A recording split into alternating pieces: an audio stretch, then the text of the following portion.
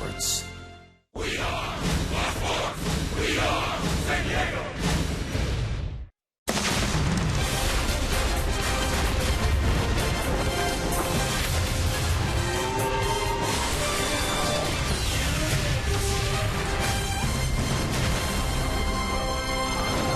Last night, the new firepower edition of the Padres produced a ninth-inning hit parade, 4 runs in a 7-3 San Diego win secured by their new closer, Craig Kimbrell, in a 7-3 victory at Dodger Stadium. Welcome to the continuation of Major League Baseball's opening week from Dodger Stadium. Hot dog, it's the Padres and the Dodgers. Rubber game of the 3-game series. Mark Grant, Dick Enberg, we're pleased that you've joined us. It's an opportunity for the Padres to do something they rarely have done at Dodger Stadium, and that's take a series. That should be the model this year. Win 2 out of 3, win this series, because believe me, with the offense we just saw, what happened last night in the 9th inning, and the starting rotation, bridging that gap to newly acquired Craig Kimbrell, should be a good season. Hopefully see a lot of offense. But the starting pitching is where it starts. You worked on that name all last night, I did, repeatedly. Craig Kimbrell, tough to say. Well, tonight the pitching continues, and let's take a look at the first 2 games of this series. You talk about this outstanding rotation of the Padres. When you have the starters like the Padres do, we've seen 2/5 so far. James Shields, 6 innings, 6 hits, only 2 earned runs. Then he turns the ball over to Tuesday night, Tyson Ross. And what does he do? He answers them right back. 6 solid innings, 2 earned runs. He punched out 4. Now Andrew Cashner's turn tonight. What this does is it gives a solid 6. And we talked earlier about the 7, 8, and 9, right? The bullpen guys. If they can go 6, these guys are going to go 7 and 8. That's going to happen with this starting rotation. But if you can go solid 6 with a decent lead, turn over to the bullpen, I think good things are going to come to fruition for the Padres this year. And the man watching and admiring the work of both Shields and Ross was the man who will be on the mound tonight, Andrew Cashner. And he has already set his goal. He wants to take the challenge, work 200 innings this year. Yeah, the beauty of Andrew Cashner going game 3 of the series, had plenty of scouting reports on video and from the dugout. Last year, 5-7, a stellar ERA at 2.55. Had to deal with some injuries, 19 starts, but Darren Balsey says he is as healthy as ever. He's thrown the ball extremely well in spring training. Carry it over to Dodger Stadium, and hopefully the Padres can take 2 out of 3 from the guys in blue. Well, he was 5-7 last year, misleading. He had one of the best ERAs in all of baseball. Didn't get much run support, but the Padres ready to give him some runs tonight. More on Andrew Cashner. Rubber game of this opening series, the Padres and Dodgers, coming up.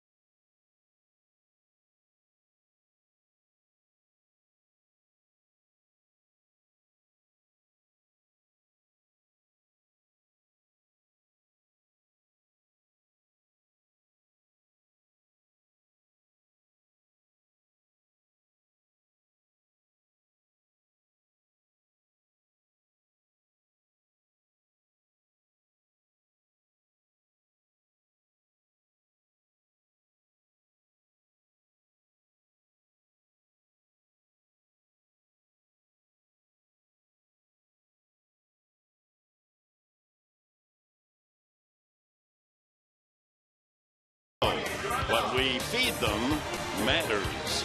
And by Paul Blart, Mole Cop 2, starring Kevin James, in theaters April 17th.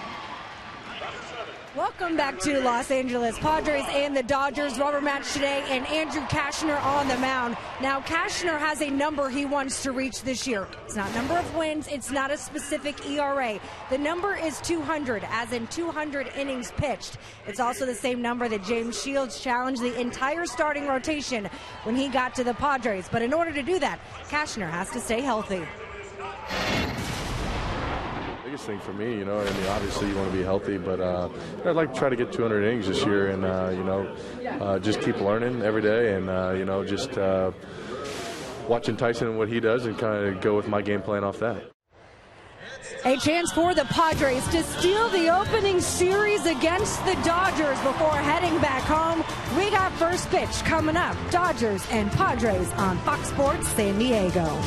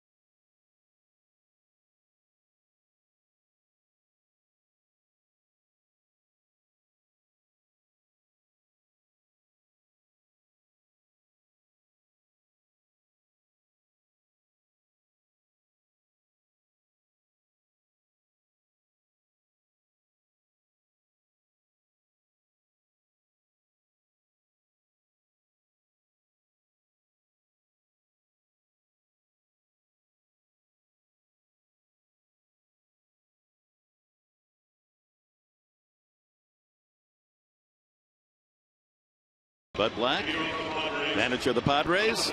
Here's a look at his lineup. Will Myers leads it off, then Derek Norris. A couple of hits in each of the first two games for Norris. Then Matt Kemp, Justin Upton. Padres looking for their first home run of the season. Will it come from the big boppers in the middle there, the brick busters? Third baseman Will Middlebrooks hits fifth. Then Yonder Alonso, 3 hits last night. Jan Solarte will bat seventh, and Alexi Amaristo has had good success against Brandon McCarthy. A couple of home runs off this lanky right-hander. And Andrew Cashner batting ninth. Set to go. McCarthy, the new Dodger. And he sends it in low, ball one. We'll see a lot of pitches down in that part of the strike zone. Myers picking up his first Padre hit in the ninth inning last night. An RBI single.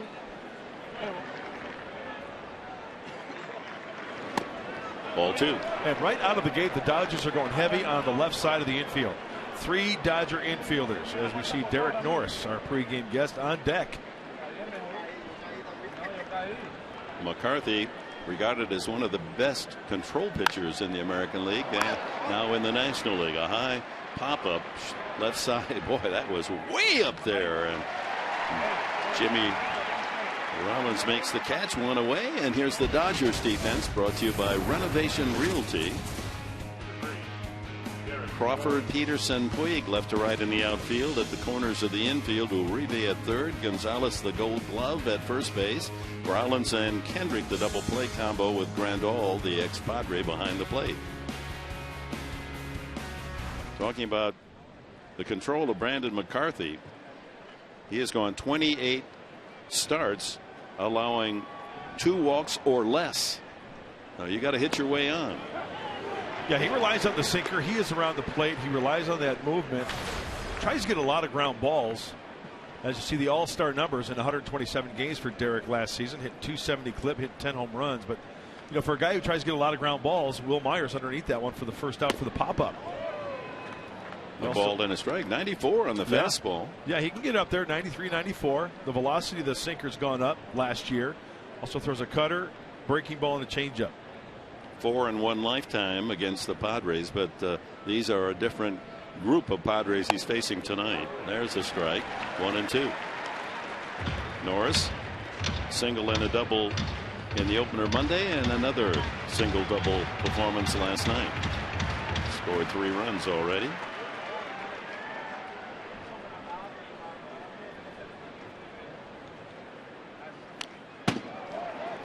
And you talk to any hitting coach, Mark Kotsay, what a beautiful night, huh? Chavez Ravine. 62 degrees. Hardly a cloud to be found. A wisp of one off in the right field corner. Mark Kotsay, the hitting coach, anytime there's a sinker baller out there, two-seamer, try to get him up and hit that mistake. That was up and away. 2 and 2. Hey, how do you hit this guy? Got to get him up. Got to get him up. Here's number 14, Mark Kotsay. McCarthy, with his good control, will give up some home runs. 25 last year. He split the season between Arizona and the Yankees. Well, there's 2 ballparks right there you mentioned. Diamondbacks, Chase Field, home run haven. Yankee Stadium in the Bronx, home run haven. Right, 3 calls, says plate umpire Mike DeMuro. 2 away to Matt Kemp. That is paint with movement. 2-seam fastball coming back right on the outside corner. And a nice frame job by Yasmani Grandal as well. Derek's not happy with it. Looked like a pretty good pitch. It did look like a good pitch. The reception for Matt Kemp, the former Dodger star, now wearing the blue of the Padres. 3 for 8 in the first 2 games. 30-year-old star out of Oklahoma high school program. He was going to go to the University of Oklahoma on a basketball scholarship. And the shift is on. 1, 2, 3 Dodgers on the left side, just like when Will Myers led off the ball game. Outfield playing into pull as well. In the Monday opener, Kemp beat the shift by rolling one through the right side. It wasn't hit very hard, but there's a big gap there between shortstop Rollins and all the way over to the first baseman Gonzalez. He trickled one through and then scored.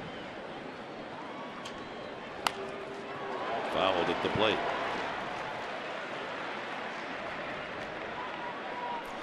Well, the 31-year-old Brandon McCarthy, the scouting report looks something like this. We talked about the 2-seam sinker, moving it in, moving it out.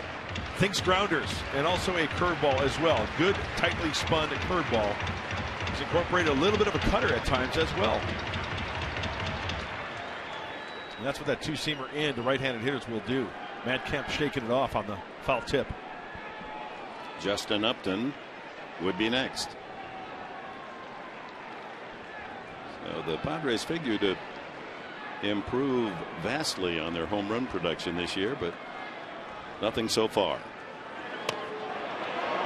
Grandal trying to pull that one into the strike zone, clearly wide. That looked like a little cut fastball. Just a little bit of movement off and away from the plate.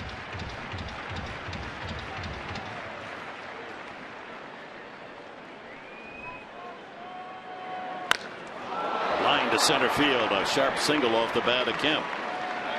So he's hit in each of the first 3 games. Padres first base runner brings up Justin Upton. Now, one thing you're going to have to do, especially if Brandon McCarthy's going to pound that two-seamer in, is get the hands through and stay inside the baseball. That pitch there, movement, trying to peck away at that outside corner. Two-seamers, right? Heavy dose. Well, there's the one where you call the tow truck. He took that little cutter. Now this is the one. See how that one had action down and in? Matt does a good job getting his hands through nicely. Barrel of the bat follows and takes it right back where it was pitched for the single up the middle. Upton 1 for 7 on the new season. That was a single played into a triple by Crawford in left field. In there. Last night with 2 outs in the first inning, no one on. Kemp singled up the middle, and Upton with a line drive to left. Crawford went for the shoestring but misplayed it for a triple, and the Padres, as they did in opening day, scored in the first inning.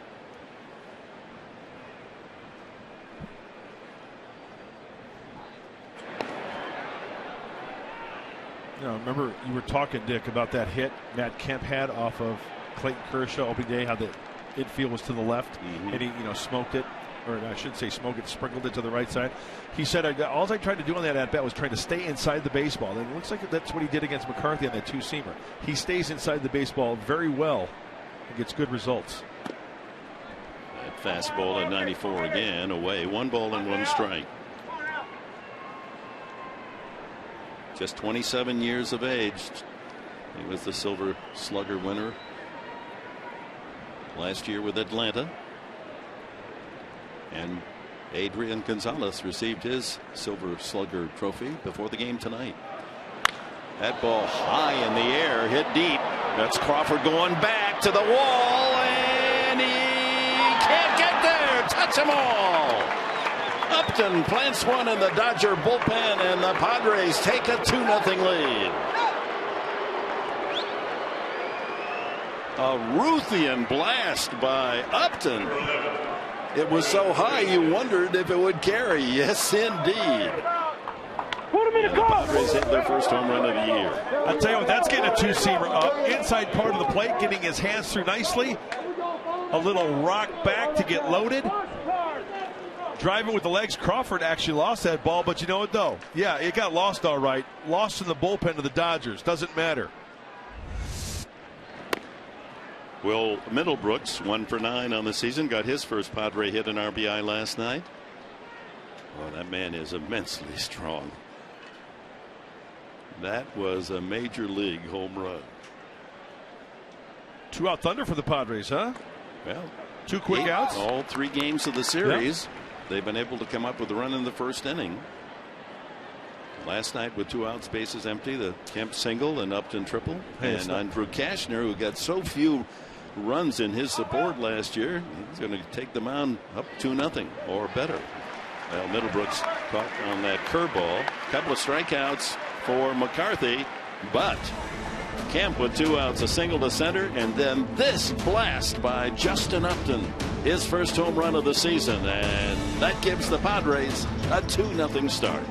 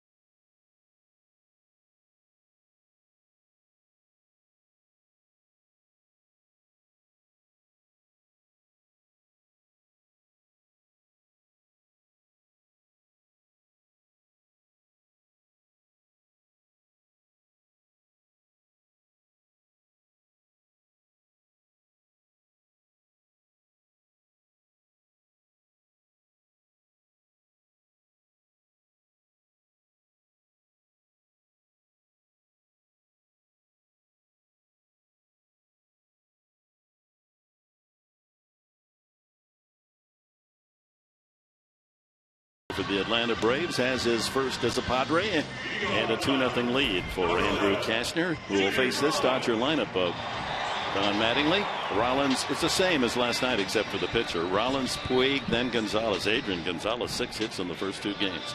Kendrick bats cleanup, then Yasmani Grandal. Carl Crawford in left bats 6th. Uribe, Peterson down the bottom of the order, and Brandon McCarthy. Cashner 5-7 a year ago, but his ERA was the 7th best in the entire National League, 2.55. That tells you automatically he pitched well enough, but didn't get much support behind him. But he gets an early 2 tonight. Rollins, 3-run homer on opening day to win that one for the Dodgers, 6-3. Couple of errors last night. A typical defensive performance by the veteran Rollins.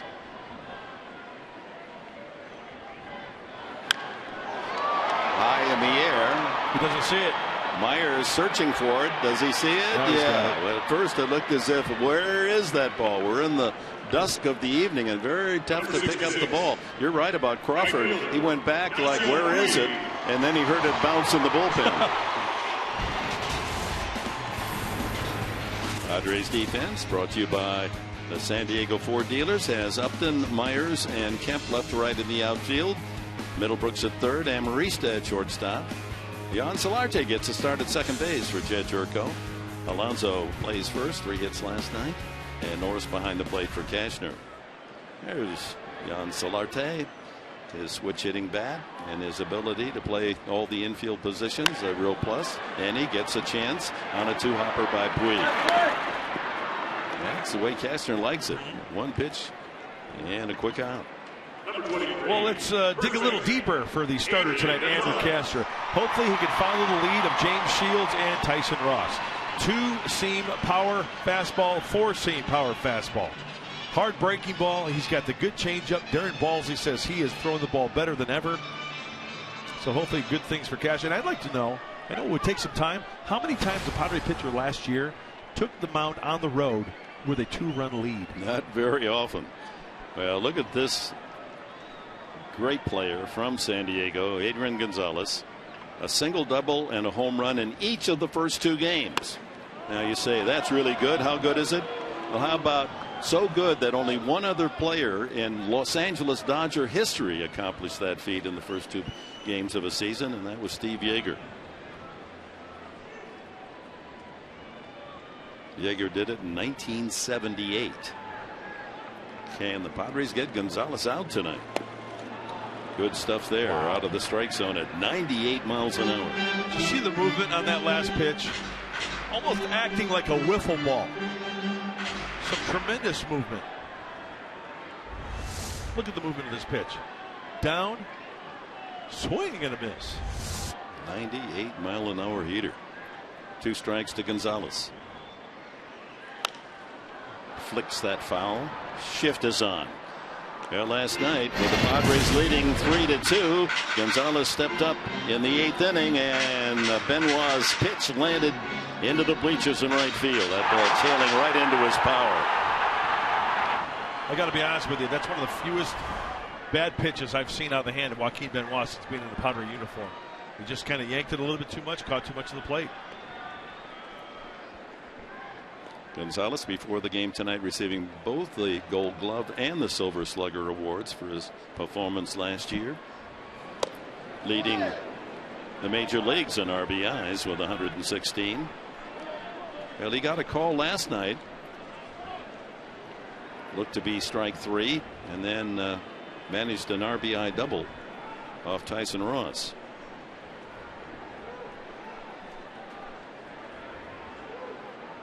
Cashner had taken a step off the mound, thought he had him. And now fly ball to right. He didn't get all of this, I don't believe, or did he?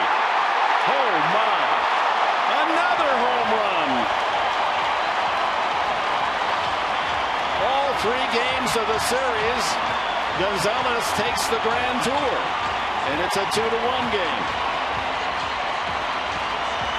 He now is 7 for 10 in this opening series. I didn't think he got it all. It sounded like it was off the head of the bat. Well, Andrew Cashner tries to go inside. It was a 1-2 pitch. And you're right, Dick. As soon as he hit it, it really didn't have that solid sound, but he definitely got enough of it. Andrew, I guess, just didn't get it in enough. He thought he had him struck out on the pitch before. I thought he did too. You know, that Fox tracks is pretty darn accurate because it adjusts to the stance of the hitter in the box each and every time. It caught a lot of the strike zone. That one jams Howie Kendrick, and he's behind on the count, 2 strikes. Boy, what a Padre killer Gonzalez has been since he left San Diego. That's the 11th home run he's hit against his former mates.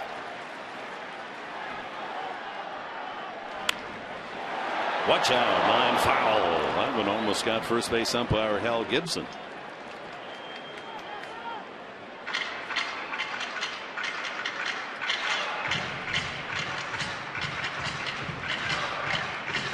The home run for Gonzalez makes it a 9-game hitting streak against the Padres, hitting over 420, and now 5 home runs in those 8 games. Got him. Breaking ball.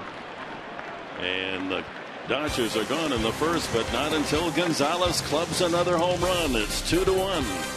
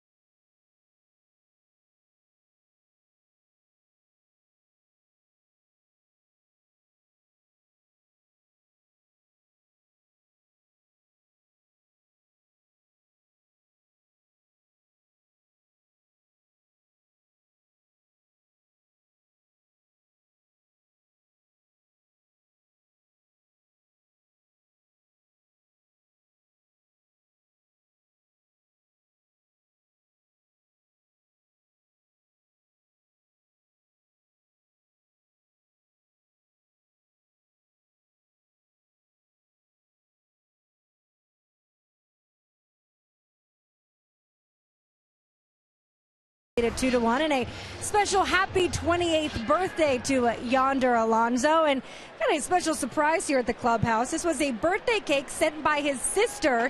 It is a replica of his favorite team, Real Madrid, in its stadium, Bernabeu Stadium. Isn't that pretty fancy? Chocolate and vanilla inside. Oh, it was quite an artistic production. We had a chance to sample. Very tasty indeed. Look at you got to sample? I didn't get any samples. Well, you just got to put your finger in there, you know. You see that whole upper deck area, Chris? Yeah. I had that. Comes of no surprise. Leave some for the birthday boy. 28 years old. Does that make you feel old? Yeah. Feliz cumpleaños to Yonder Alonso. Hit safely his last 3 at bats last evening, and had a key RBI single that broke a 2-2 tie to give the Padres a 3-2 lead. That was erased when Gonzalez hit a home run in the 8th inning, and then the Padres scored the 4 in the 9th for the victory.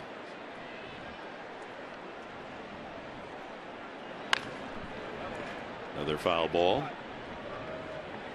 Brandon McCarthy, long and lean, 6'7", 225. Doesn't look to be that heavy. He's 31 now. Grew up and went to high school in Colorado Springs. He had a most unusual season a year ago. We'll tell you about that. Got him. That's 3 strikeouts for McCarthy. McCarthy started the season in Arizona and started 1-10. 1-10. Eventually won a couple of games, and at mid-year traded to the Yankees and had a successful 7-5 stay with New York and an ERA 2.89. It's the first time in 100 years a pitcher started with a 110 record or worse and went on to win 10 games. Tell you, that's bouncing back, isn't it? It really is. Whether it's a certain pitch or, well, as you mentioned, he changed teams, maybe a little bit of offense coming his way, but still quite a remarkable turnaround. And earned him a nice financial ticket here in Los Angeles. 1-1 to Solarte, getting his first start of the season. There's the curveball we just saw from Brandon McCarthy and the breakdown. You were just mentioning, Dick, Diamondbacks 3-10, Yankees 7-5. And look at the difference in ERA. And batting average against. Off the fists and rolled out to second baseman Kendrick for an easy out. 2 away. Our closed captioning for tonight's game brought to you by Wiener Schnitzel or Wiener Schnitzel. Yeah, der Wiener Schnitzel. Number 5, Alexi Amarista.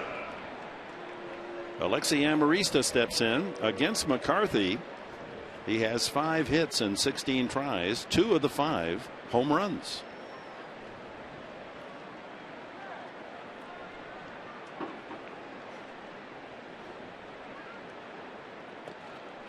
Breaking ball for a strike. That one seemed a little tighter breaking ball, Dick. We saw the curveball to Solarte. That looked almost like a slider to Alexi. 1-1. Hey, he's hit 95 on the fastball. That's 94. So 94, 95 from McCarthy. Well, he's very fortunate, this man, to be on the mound tonight. He had a life-threatening injury in this sport. Line to left field, slicing foul. Well, let's take a look at the keys to the game. Mark, they're brought to you by your Honda dealers of San Diego County. Well, I hope that the Friars can win 2 out of 3. So with that said, runs early and often. Hey, 2 in the first. Dodgers answered back with 1 in the bottom half. And give the Pens some wiggle room. Rather than having them go out there with maybe a 1-run lead or tied, how about a nice 3 or 4 run lead? Wiggle room. That's next to my den. That's my favorite place in the house. Yeah. The wiggle room. I'd like to visit that sometime. Yeah, come on over. It's a pretty good B&B, over at our place. Yeah, we'll take care of you. 2-2, Amarista. And another strikeout. 2 in the first, 2 more here in the second from McCarthy. We'll tell you the story about his injury as we return.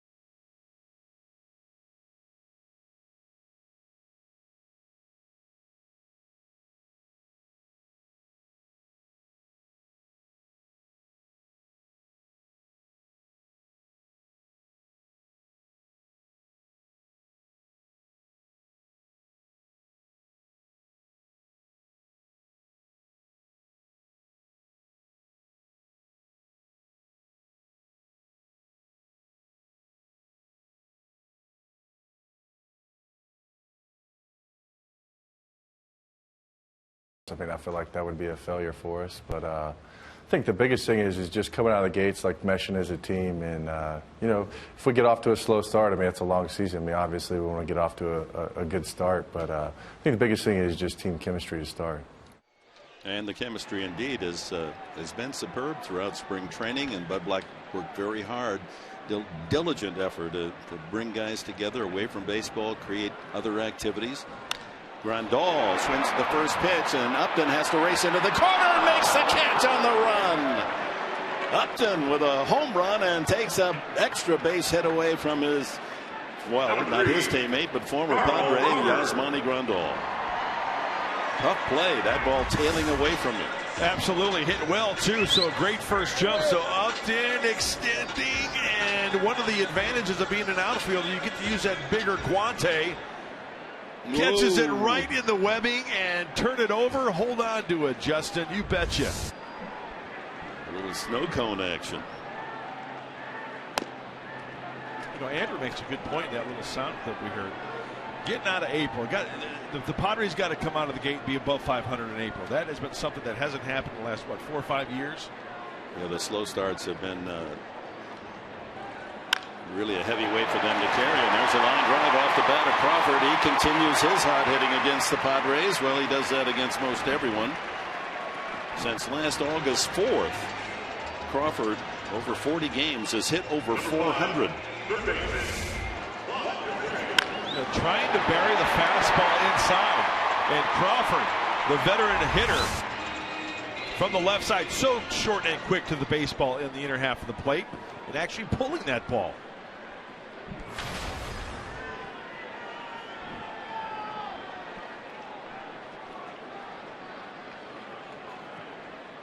Juan Uribe, veteran third baseman, looking for his first hit of the year, 0 for 7 out of the gate.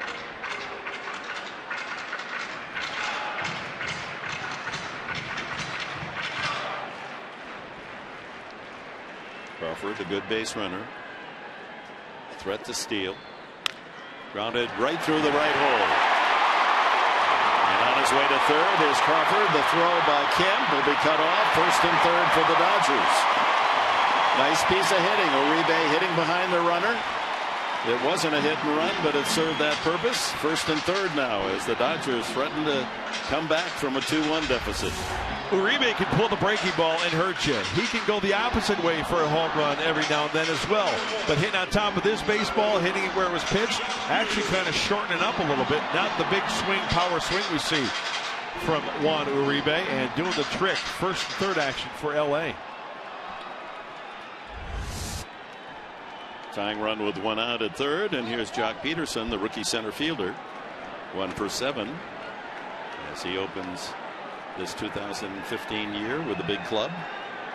Andrew Kastner has to think one good quality pitch. Have Jock Peterson put it on the ground. Take your chances for a double play ball. Outside with a 97-mile-an-hour fastball. Got some giddy up tonight, Andrew Kastner does. So the inning began with Grandal lining one deep into the corner, caught by Upton. Then Crawford a line single to right. Uribe with a ground single to right. 1 out, Dodgers at the corners. The pitcher, Brandon McCarthy, on deck.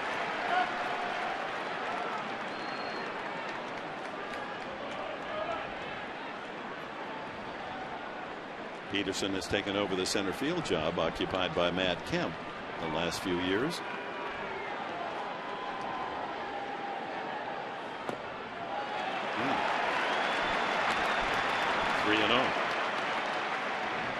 Peterson with 6 home runs in the spring, Cactus League action.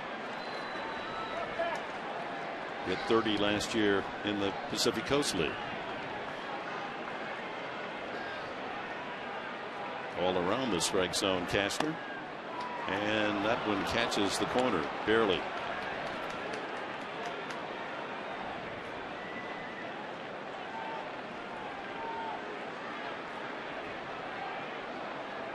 Big man, but he runs well. Stole 30 bases as well last year in the minors.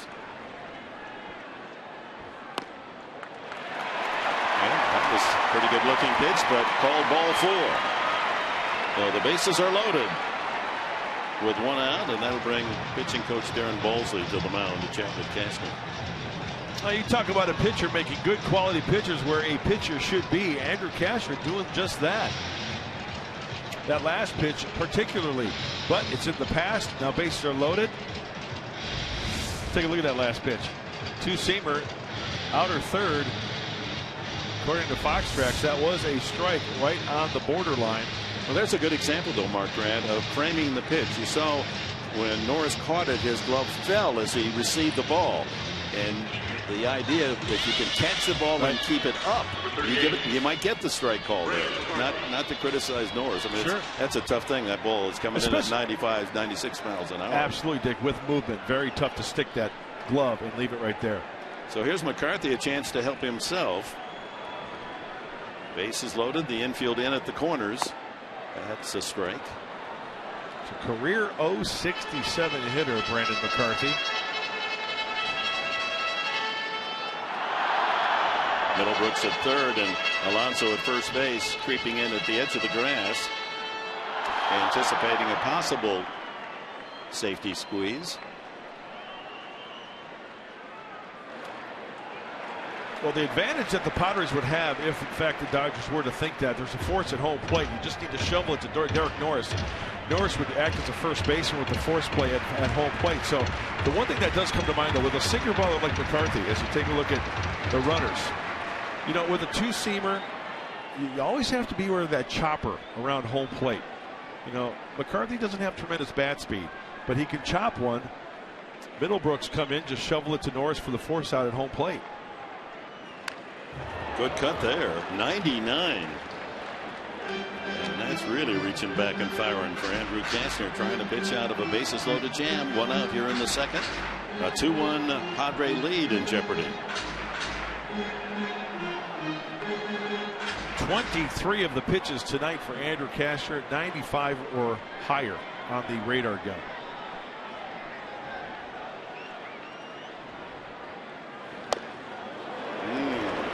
How do you take that pitch? 99 again.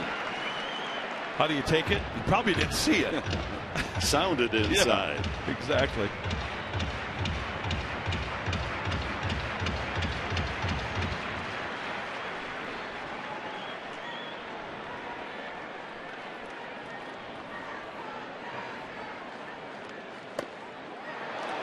Three and two, 100 miles an hour on that pitch.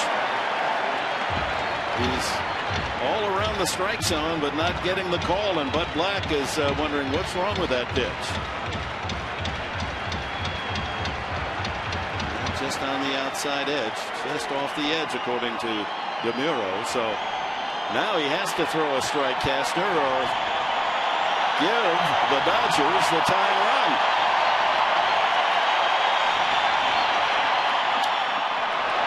And McCarthy protecting.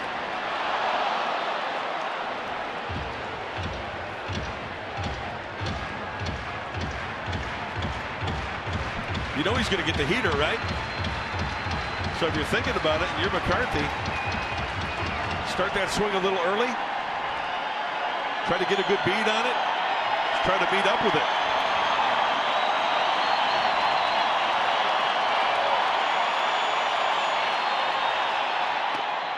Whoa, my. Walks him, and the game is tied. Walk Peterson and walks McCarthy.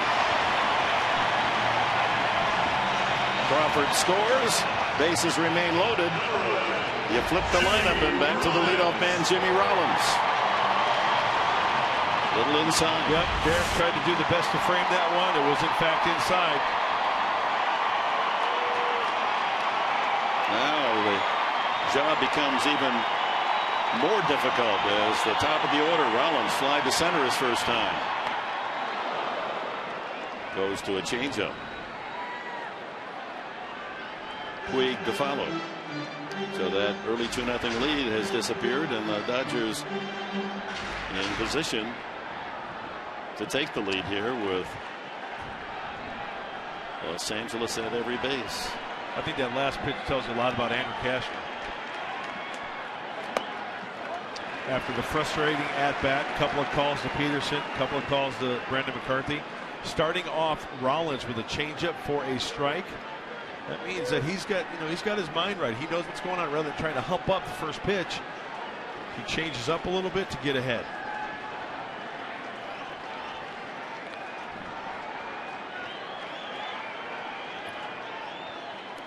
In the dirt, good block by Norris. 2-1. Now the inning began. Grandal's line out to left. Then Crawford and Uribe singled. Peterson and McCarthy with walks. A run home. Only one out. Bases full.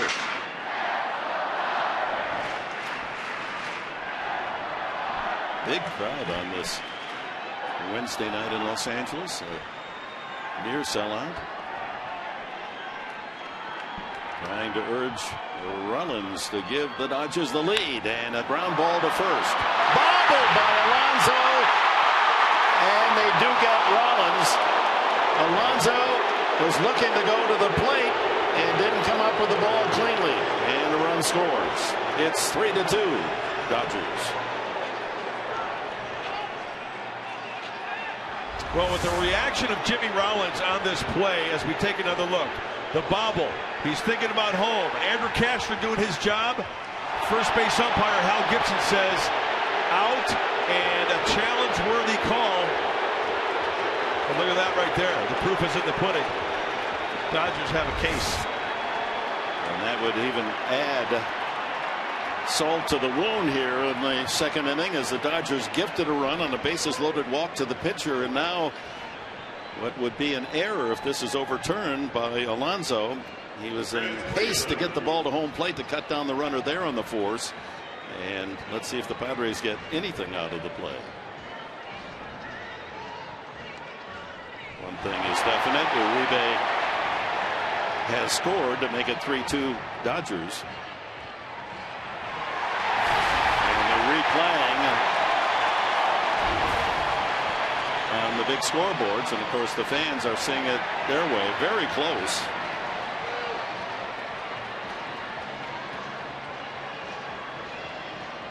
Now he's safe. That's going to be overturned. Yep. So the bases are going to remain loaded. Another run home.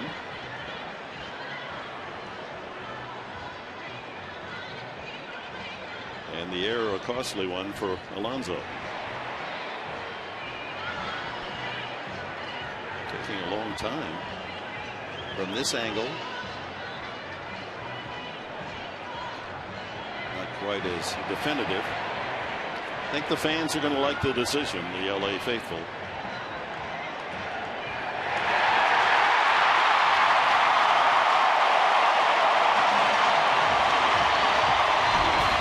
Costly error, aren't they all?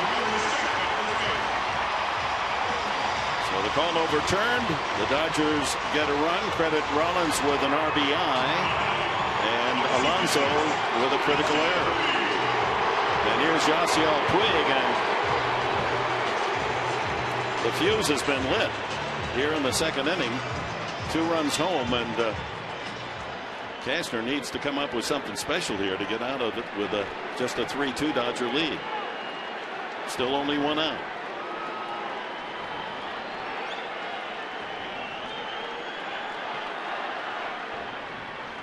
Ground ball to third. One there, back to the plate. It's a tag play, and no catch by Norris. The ball gets away, and the Dodgers now have 2 men out at second base. And here comes Cashner to try to get the final out. Puig. He's going to make it. He's out there. He almost scampered free. So Yasiel Puig saw the ball get by Norris, but apparently Rollins didn't, because he didn't continue to run, nor did the man at third, the pitcher. And the Padres get a break there. 1 run does score. And finally, on a scramble, they get Puig. It's 4-2 Dodgers. What an inning.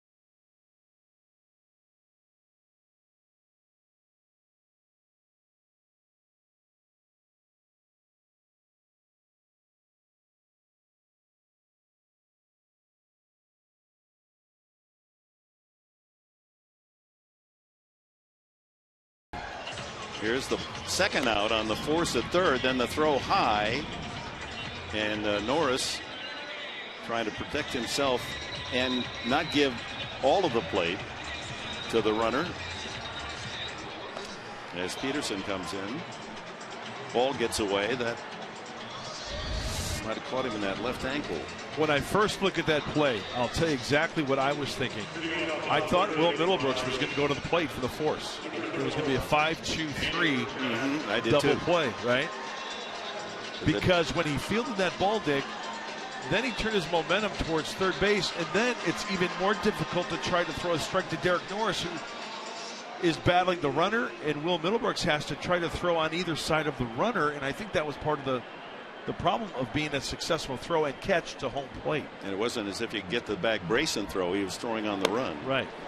So it all winds up with Puig running the Dodgers out of the inning. Thank goodness for the Padres. 4-2 Los Angeles lead after 2, and Cashner leads off the third inning for San Diego. Not a bad hitter. Lifetime .204 average for Cashner.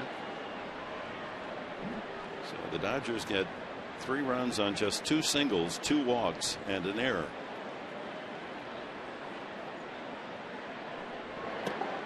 So 2 of the 3 runs will be earned.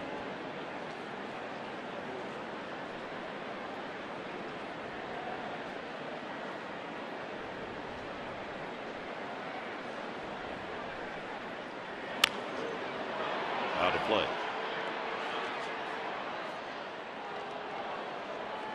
So in the inning, Cashner showing overpowering stuff, 100 miles an hour a couple of times. But Crawford able to line a single. Uribe, that dribbler, through the right side, and those 2 hits then became 3 runs thanks to the walks to Peterson and McCarthy, the 8 and 9 hitters. The bases loaded walk to McCarthy was really critical in the inning.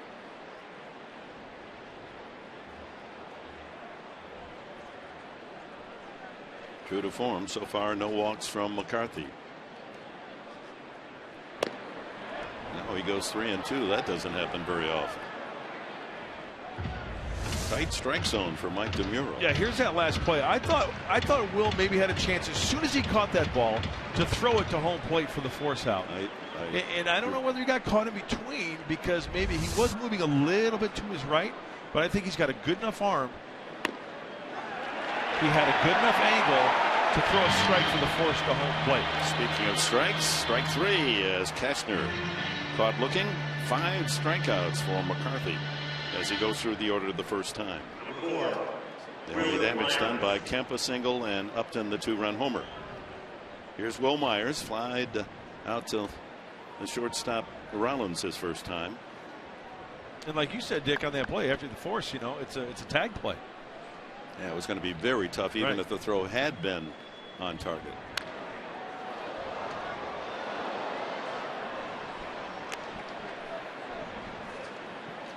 Well, hey, it's time to fight back, right? Now trailing by 2. At the top of the order. Second time around for the Padres against McCarthy.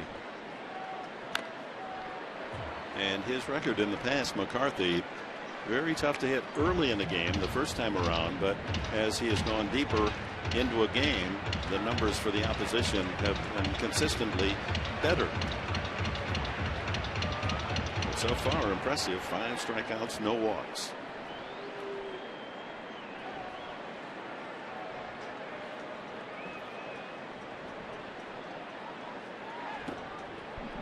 One and 2 with the breaking ball well outside and low. It could have been a show-me pitch for McCarthy. Off the plate, down and away. Will he bury the 2-seamer in again to Will Myers? Or go away? 6 strikeouts, another curveball.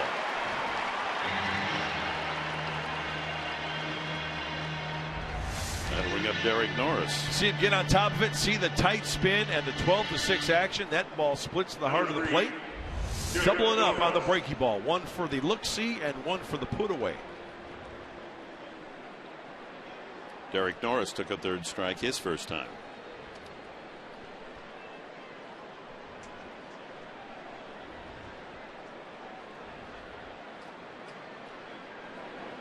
Derek's getting beat up, isn't he?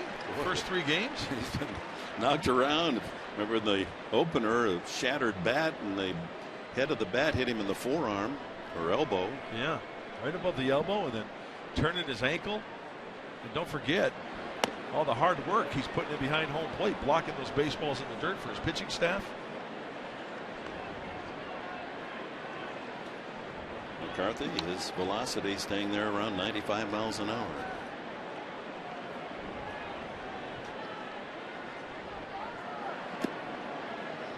Uses a breaking ball well outside. 2-1. Matt Kemp on deck. With all the strikeouts, his pitch count is high. McCarthy, 48th pitch coming up. Kemp a single and scored on Upton's home run in the first. Outside, 3-1. That's an upset when McCarthy goes 3-1. Yeah, that's a rally, huh? See if Derek Norris can take advantage.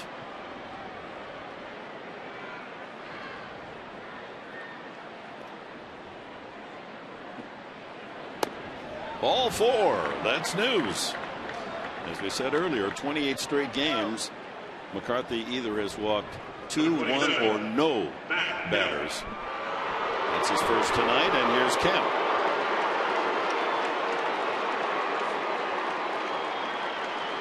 Four for 9 as a Padre.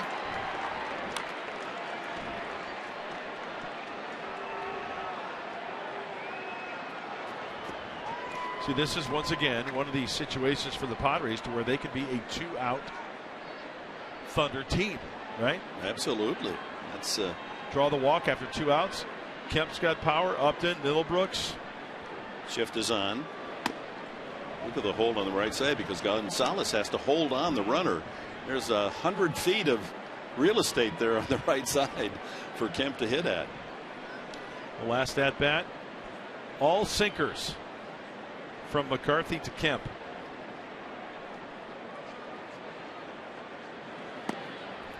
Oh, 1-1. that ball is off the plate, getting the call. And Dick, there's your real estate you're talking about, right? That's tempting, but of course that takes the power swing away from Kemp, although he does have power to right center. And right fielder Puig is playing dangerously short.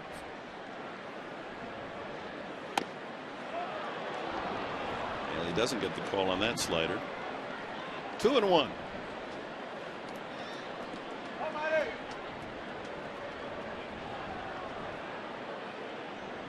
Big difference from a year ago. The Padres would fall behind 2 runs, have an ugly inning like the one that preceded this. The Dodger bottom of the second. Not quite in the strike zone, but he got Kemp to go for it. Away, away, away, away, away. That's how McCarthy is going against Matt Kemp this at bat. All those pitches right there.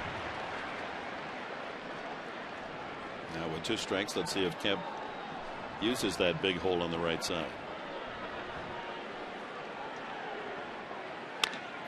Pulls it to the left side. Rollins is there to throw him out.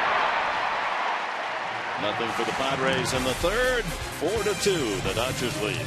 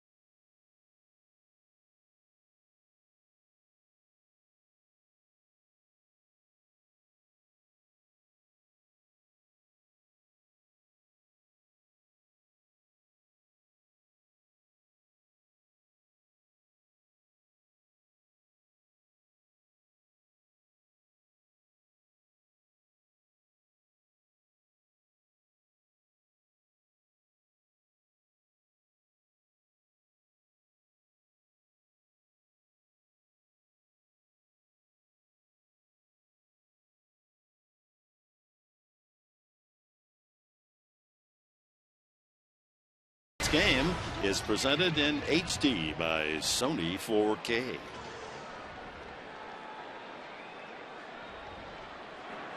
A stupendous start for Gonzalez. 7 for 10 with 3 home runs.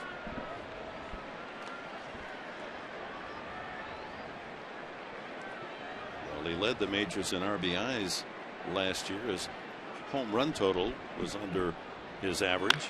He drills another one. This back, Kemp over the wall. Another home run. Hit the top of the wall. My, oh my. Send him to a higher league.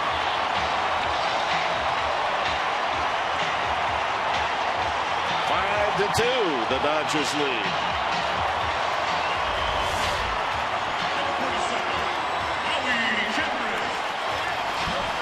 Judging by where Derek Norris was set up, he wanted to bury the pitch in again. Off the top of the wall. Boy, you know when you're going well, the ball hits the top of the wall and goes out. Wow. The man's a menace. Just didn't get it in enough. That movement brought it back a little bit. And Adrian, good coverage on the inside part of the plate. After going 6 for 9 in the first 2 games last night, with tongue in cheek, we said maybe tomorrow, meaning tonight, they ought to just walk Gonzalez. Don't let him swing. Well, man, 7 for 11, 4 of them home runs. In fact, if he gets one more hit tonight, he will accomplish something that has not been done in the major leagues in 52. How old are you? 51. Before you were born. 52 years since somebody had 3 hits in the first 3 games of the season.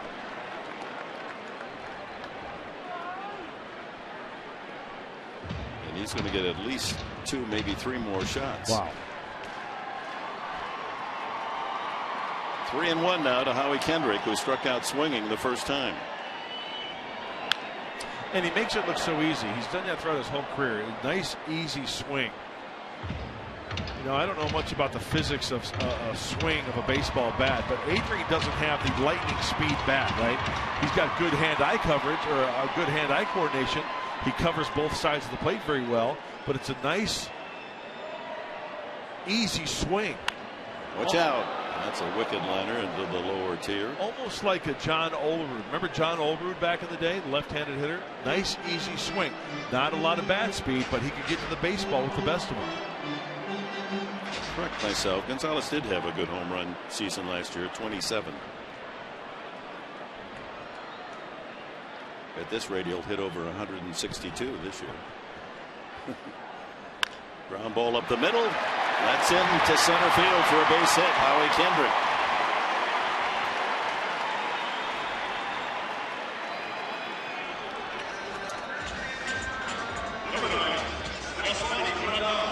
Let's just examine this sweet swing of Gonzalez. Well, when you look at where the contact is, if he drew a line across, right, third inning, lower, right, you know, almost the same height, right? Look at the elbow right down the same line with the baseball bat. And the hands are in too. See the hands? They're not really extended. They're in a little bit because Andrew tried to bury it in. And for a guy to get his hands in, get that barrel of the bat to the baseball, hit it solidly, and pull it is a special gift. Grandal robbed of a hit. Line drive into the left field corner, run down by Upton his first time. That's why I think from a pitcher standpoint, if you're going to throw that 2-seamer in, you better start it in a little bit more so it catches the inside part of the plate. If you don't, it's going to catch the inner third. And that's right into the power zone for Gonzalez and most home run hitters.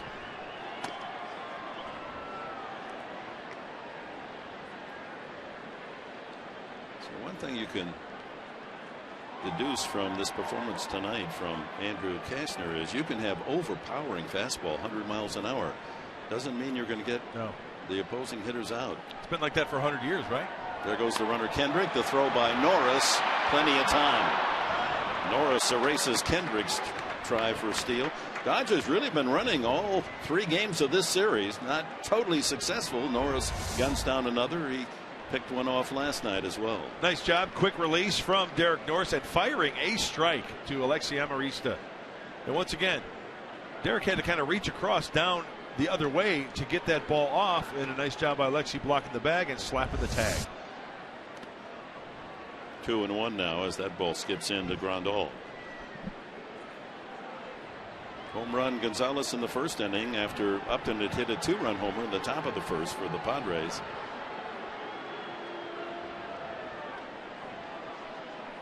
And the 3-run second inning for the Los Angeles Dodgers, helped by 2 walks and an error. And now another Gonzalez home run here in the third to make it 5-2.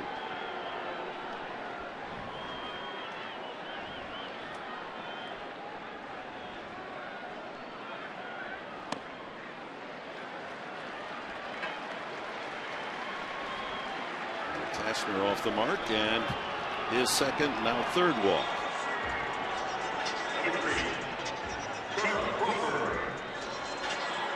Carl Crawford, he singled to start the 3-run go around in the second inning.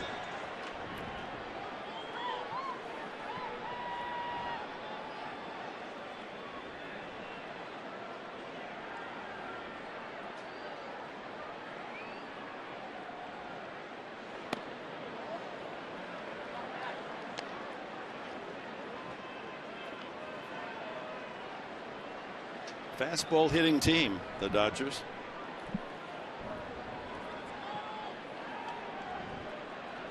It looks like action. Drismer Despaigne.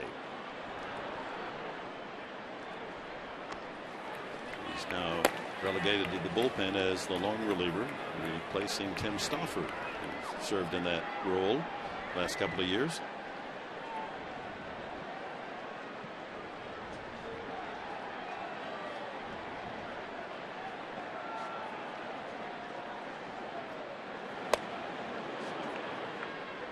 Such an easy 96 miles an hour. Yep. Effortless. Half 100 pitches for Cashner. Just one out here in the third.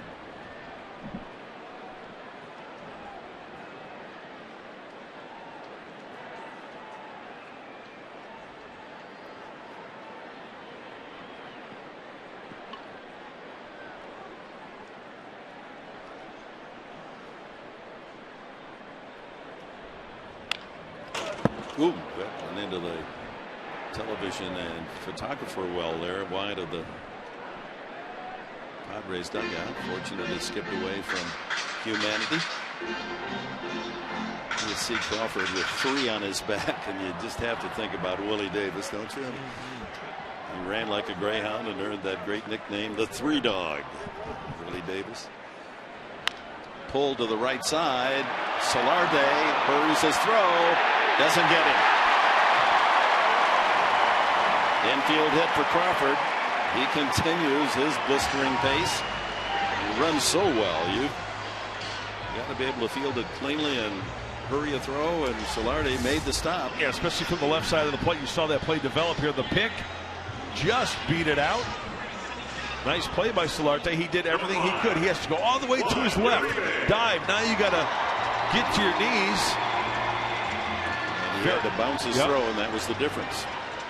Hey, good job by Yonder keeping that ball in his glove, not letting him get by him. It's close. So first and second with one out. Uribe sent a soft ground ball single to right field for a base hit his first time up. Looking for something long there.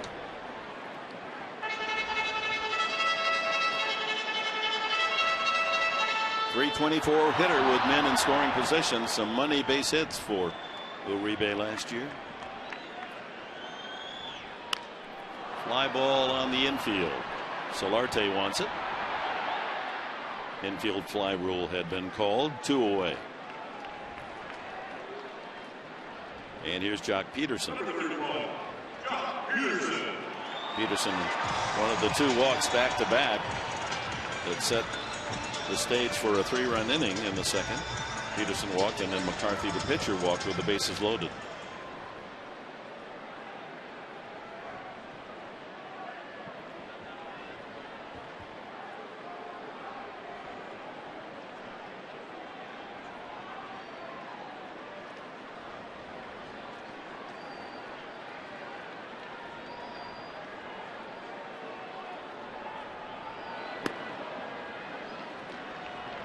Ball diving off to the right. Two-seamer. Oh, he's got the movement, no doubt about it. He's got the velocity. Just at times catching too much of the plate. Sometimes didn't get a couple calls. That happens. Foul into the glove of Norris. Well, you look at this inning after Gonzalez led off with a home run. Kendrick singled, and Norris's throw to second denied Kendrick the steal. Or this be a potential another big inning for LA. That's a big play. Now 2 outs, 2 on. 1-1 the count. Off speed.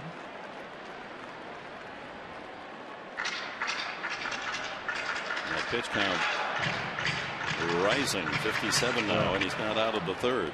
Actually, McCarthy needed 54 pitches to get through 3 innings. Both starters don't figure to be around late.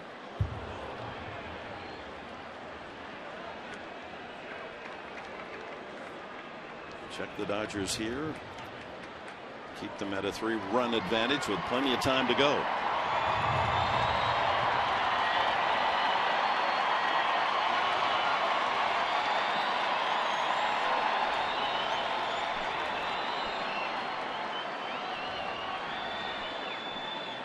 Deep and right and shallow in center and left defensively for the Padres in the outfield against Jock Peterson. Norris calls time to go out to talk with his pitcher.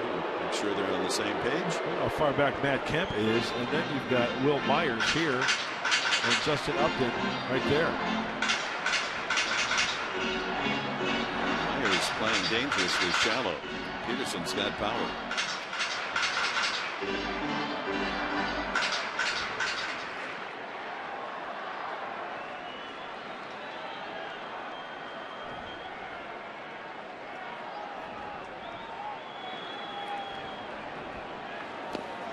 Did he go? Yes, he did. Breaking ball in the dirt, but Peterson couldn't hold back. The strikeout for Cashner, only his second of the game. And another run for the Dodgers, and it comes off that live bat of Adrian Gonzalez. 4 home runs already, and we're only 2 games and 3 innings into the season.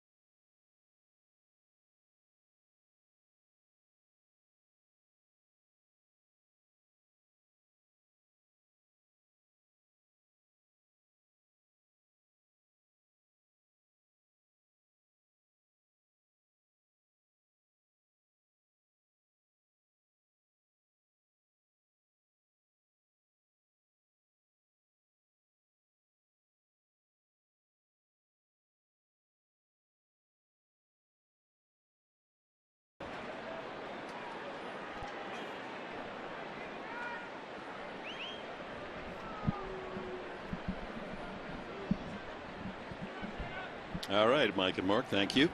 Top of the 4th inning, and Upton, who delivered a 2-run home run into the Dodger bullpen in the 1st inning, the first Padre homer of the year, leads it off with Will Middlebrooks and Yonder Alonso to follow against Brandon McCarthy, who now enjoys a 5-2 advantage. 1-1.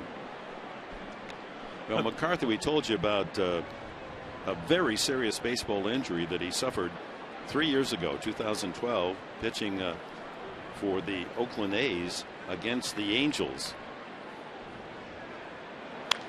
On a play, Eric Ibar, a line drive back to the mound, fractured his skull, an epidural hemorrhage, brain contusion. I mean, a very, very serious injury. An operation rushed him to the hospital, and fortunate to be around, and much less to still be an outstanding major league pitcher. Absolutely. I mean, from a health standpoint, so blessed that he's out there even pitching, and then to get back up on that horse and get back out there on the mound. I mean, getting over that emotional hurdle is something that's huge as well.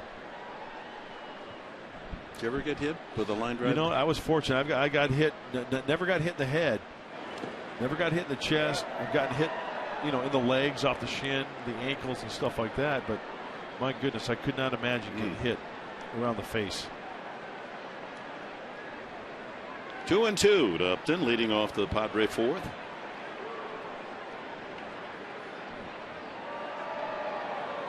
And another strikeout, 7 for McCarthy. He's got the two-seamer working, and the second time around against Upton, hitting the home run, he pulls the string. You see foul far out in front. Upton is on that one. Trying to stretch for it, reach for it, waiting back, and not going to happen for the strikeout. Middlebrooks steps up. He struck out swinging the first time.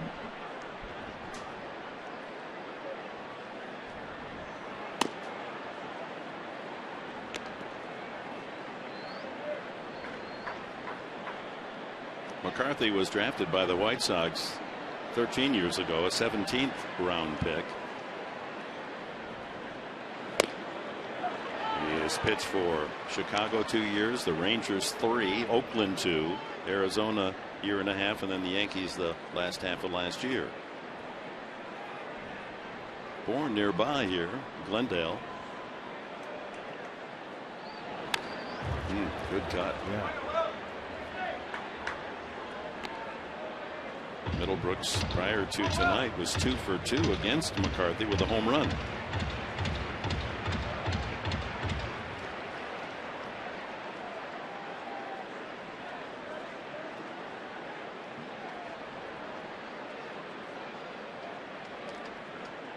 Padres will take the bus home after the game tonight, and quick night's sleep and the big home opener tomorrow at Petco Park. Hope you'll be with us. Our TV time 2:30 on Fox Sports San Diego for all the pregame ceremonies, and game time scheduled at 3:40. Ian Kennedy on the mound for the Padres, a 13-13 record a year ago against right-hander Tim Hudson of the defending world champion San Francisco Giants. It's going to be some kind of fun, huh? Oh, boy. 4 games with the Giants. In the dirt, 2-2. Giants and D-backs opening the season in Arizona split their first 2 games. San Francisco going through some real injury issues. Brandon Belt pulling a groin muscle last night. Matt Cain put on the DL. Another strikeout off speed. Middlebrooks out in front. 8 punch outs for Brandon McCarthy. Well, if it's not the big breaky ball, it's the shorter breaky ball. The cutter, if you want to call it that. Out of the let's see, just a little bit. See how that ball just kind of has a little bit of tilt to it. Call it a slider, call it a cutter, call it a swing and a miss. Another strikeout for Brandon McCarthy. His career high is 12 strikeouts last year against the Phillies. But 8 already tonight with 2 outs in the 4th inning. In fact, he has struck out 5 of the last 7 batters. Alonso struck out swinging. Able to check 2-0.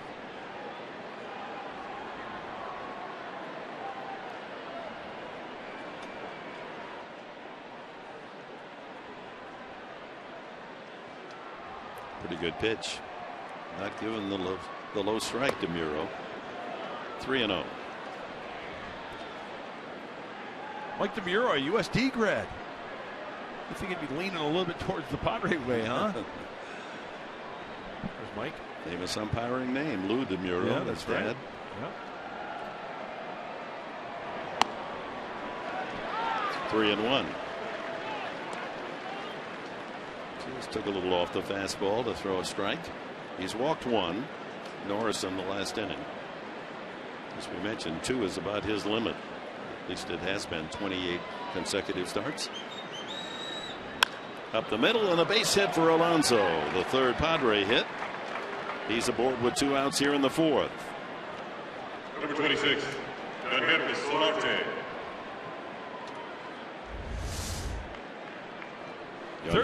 Third time tonight, Dick, when the Padres have had a base runner after 2 outs. First inning, a single with 2 outs. Third inning, after 2 outs, a walk. And now a single up the middle. Brings up Yankees Solarte, grounded to second his first time. Hit 267 with the Padres after coming over at mid-year in the Chase Headley trade from New York. Did he go around? Yep, trying to get out of the way, but the bat crossed the home plate area.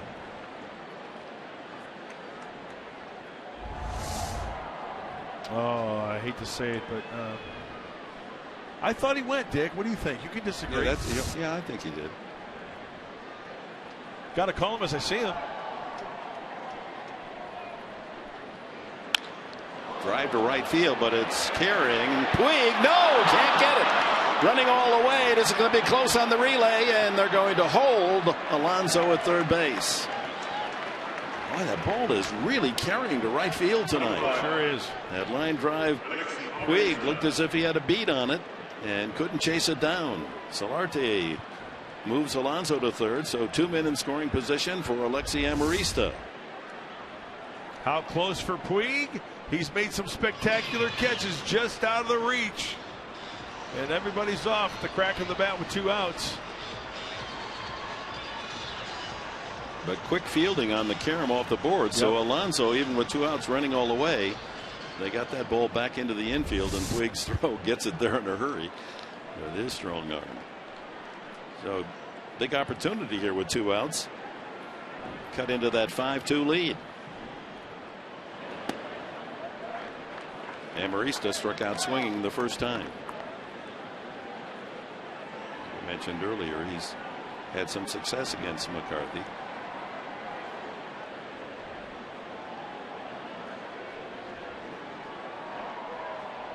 Second and third, 2 outs for the Padres here in the 4th. Ground ball right side, and Kendrick is there to throw out Amarista. The Padres lead 2 in scoring position, middle of the 4th. 5-2 Dodgers.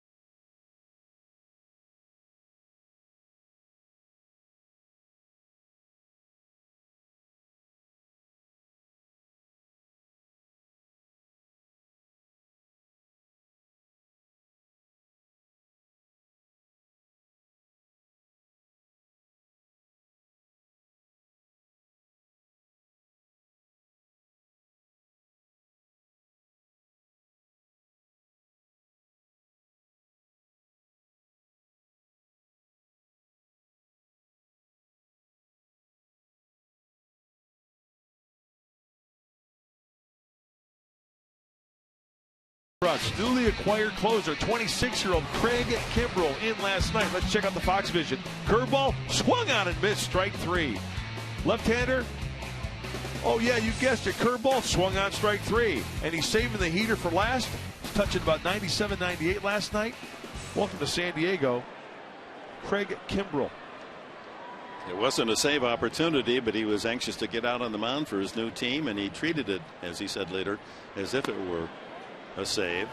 Here's Brandon McCarthy, and he walked with the bases loaded. A critical moment in that second inning as the Dodgers got 3 runs, 2 of them earned. 2 walks and an error by Alonso helping a inning along for Los Angeles. They had only 2 hits, a Crawford and Uribe single. 2-1.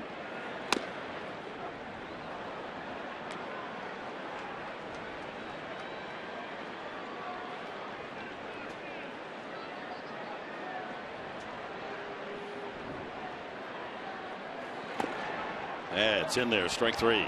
Third strikeout for Cashner. And tonight's Cold Hard Facts are brought to you by Clean, Crisp, Coors Light. Speaking of Craig Kimbrell, since 2011, all pitchers, most times striking out the side, and Kimbrell with limited opportunities. That usually means 1 inning he's striking out the side. More than Scherzer, King Felix, Darvish, and fireballing Chapman in Cincinnati. Wow.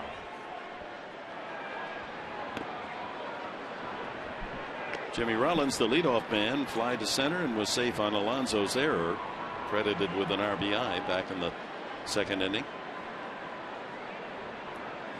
Professor, you're a smart guy. Who was the Greek god that threw lightning bolts? It wasn't Zeus, was it? Was there a Greek god that threw lightning bolts? Zeus, Thor, whoever it was, it's Craig Kimbrell. he's part Greek. Why don't you tee me up on this in rehearsal so I can have the answer for you? I didn't mean to put you on the spot there, Hoss. Obviously, I'm not very smart. Rollins, you're my lifeline. 0-for-2. Don't sell yourself short. Ground ball pulled to Alonso. 2 nice hops to the first baseman. 2 away. Time now for the Cholula flamethrower. And with Andrew Cashner on the mound, we know he's got the heat. 100 triple digits. And as Mark Sweeney would say, that's hot sauce. Sizzling. Muy caliente. 2 away here in the 4th inning as Cashner looks for an easy frame. Puig 0-for-2 tonight and 1-for-9 so far on the season. Taking all away.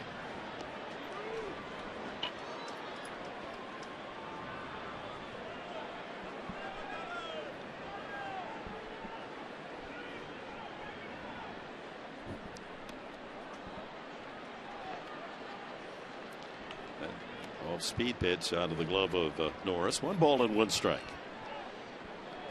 Adrian Gonzalez on deck.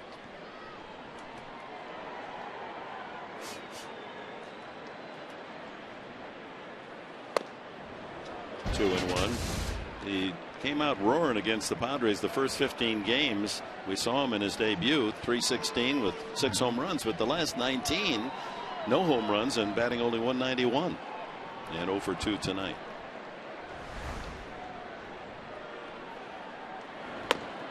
That's a strike. 3-1. It was up a little bit, but I believe that was a strike.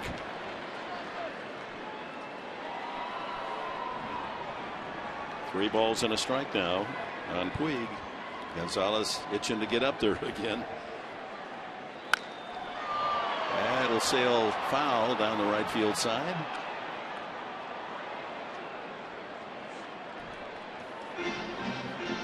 So we Googled God of Lightning, God of Sky, God of Thunder, and it came up Craig Kimbrell.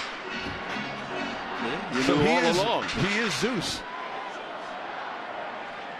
And he's in a Padre uniform. Maybe you just created the nickname for Craig Kimbrell. Zeus.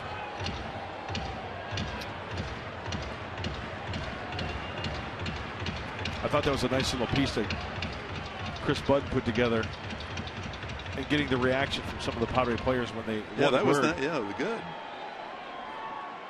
So stay tuned for that one. Got some good reaction from Padre teammates. Might be playable. Sliced shallow down the right field side. Kemp over, but runs out of room back about 2-3 rows.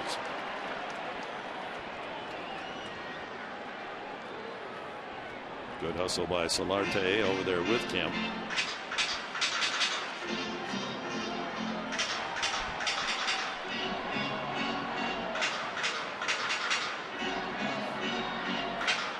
Bases empty for the Dodgers here in the home half of the fourth inning. They lead 5-2. Big story so far tonight, a pair of solo home runs by Adrian Gonzalez. 4 home runs in the 3-game series. That ball is smacked to left center field. Way out there and caught. Racing it down, and what a play made by Will Myers. He ran the perfect pass route on that one. Intersects the ball right at the wall. Fine play by the center fielder. Boy, that ball was crushed. 1-2-3. The story as Cashner gets some defensive help.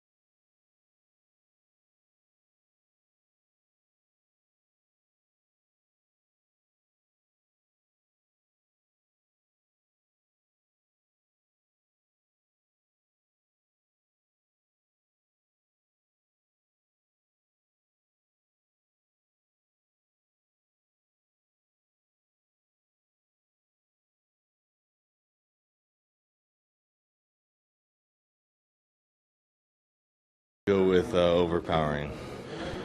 Oh, that right there. Beast. That's the Padres on their new closer, Craig Kimbrell. I love the fact that most of them couldn't even come up with words, just sound effects, and that's what it's like watching them. It's pretty cool to see the players yesterday up against the fence and watching their faces. Mark, that's the last time also I give you a sneak preview of some of my stories. Yeah, no, nicely done, Chris. And sometimes just the reaction says the whole story, huh? Because I guarantee you, it's like that in the dugout and in the stands. When you think about it, 97 yesterday. Imagine what it'll be during daylight and warm weather. Cashner opens the 5th inning with a ground out to short. That brings up Will Myers. Myers with an outstanding catch to deny Yasiel Puig, who thought he'd hit it out. He flipped the bat home run style, but Myers in the deep part of the yard able to chase it down. He has popped up and struck out.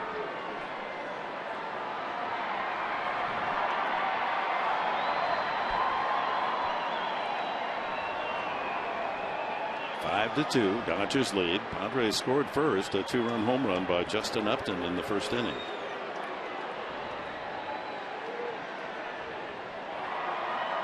Total of 4 San Diego hits, a single Kemp, home run Upton, and single Alonso, a double Solarte. Shift on, and he hits into the shift. Kendrick throws him out. You can mark that 6-3 or 4-3 depending on your preference. 2 away, and it's time now for the T-Mobile Game Changer. Catcher's offense in the last 3 years, including the first series of this season. Derek Norris versus other Padre catchers, and obviously a offensive improvement behind the plate in the form of Derek Norris. Absolutely. The combined numbers of the Padres hind snatchers of years past, last 3 as you mentioned, and opposed to Derek Norris, the All-Star last year. Quite an improvement. See where Nick Hundley, who figures in that list of past catchers, 3-hit game for Colorado yesterday. And quickly in front is McCarthy, 0-2. Norris has struck out and walked today. Hey, McCarthy's got it working. Both sides of the plate. Movement on the two-seamer. He's incorporated the little cutter and the curveball. Staying out of the heart of the plate. High chopper, fair ball, long throw, Uribe, but Norris can run and he beats it out. That's the second infield hit in the series for Derek Norris. He can run as well as any catcher in the major leagues. You would think that the beard would slow him down, but he realizes that Uribe has to go to his right, scoots down the line nicely, gives him 90 feet, and once again, 2 outs, infield single, turn it over to Matt Kemp, and hopefully he can turn it over to Justin Upton. Kemp with a single and scored on Upton's home run, grounded to short the last time, and the shift again. As Don Mattingly using the shift on almost every Padre hitter. Again, with a man at first base, a huge right side to aim at for Kemp, but that's playing into the strategy. The idea of the shift is that you might tempt a home run hitting potential to not go for the power, but go for the base hit. Hey, Dick, look at that. You were talking about this earlier. Third time around the lineup. Opponents at 308 off McCarthy. Slugging percentage goes way up. Well, let's hope that bears out tonight. Fouled at the plate, 1-1.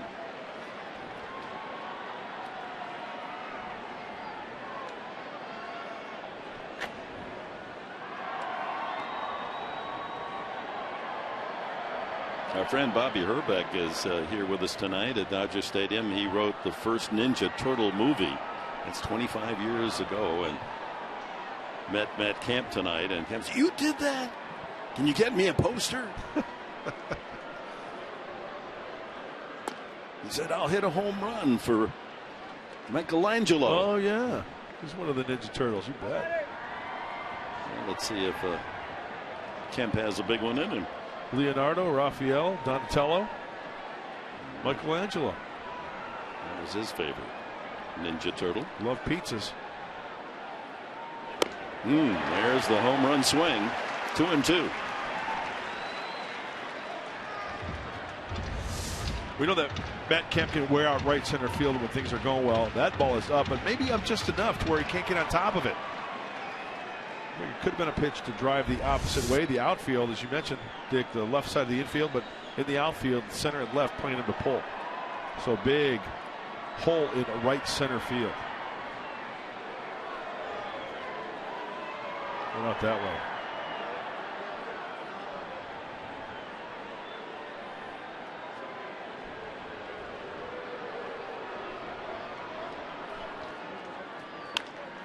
That'll be out of play. Well, there's a baseball rule that was initiated many decades ago. A defensive alignment at one time, players might play in foul territory. That's right. And then they ruled you have to be in the field to play. Yeah. And now in the offseason there was talk about banning the shift, that you have to keep 2 infielders on the right side and 2 on the left side of second base. Remember that talk. You know what? I don't mind the shift. What do you think? No, I think that's, if you can't beat it, I mean, they're saying, you want a single there? You can almost just lay the bat on the ball, get a single here if you want to go to the right side. But that's not why they pay Matt Kemp the big dollars. Now the count is full. That'll give Norris a head start on this pitch. Ground ball left side. Can that get through? Knocked down by Rollins. Base hit Kemp. That's his second hit tonight. Boy, that's tough single to be able to drive it through 3 men guarding the left side of the infield. A short grass here at Dodger Stadium. So if you hit the ball squarely on that grass, it's going to get a chance to scoot through. The grass does not eat it up. Off the glove of Rollins, that ball got through quickly on that infield. And then that dirt. Once again, another 2-out hit.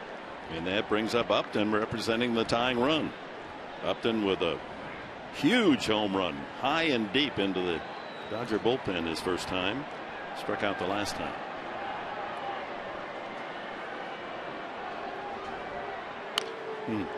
Fly ball slicing in the right field corner away from Puig. He races and can't get there off the warning pad.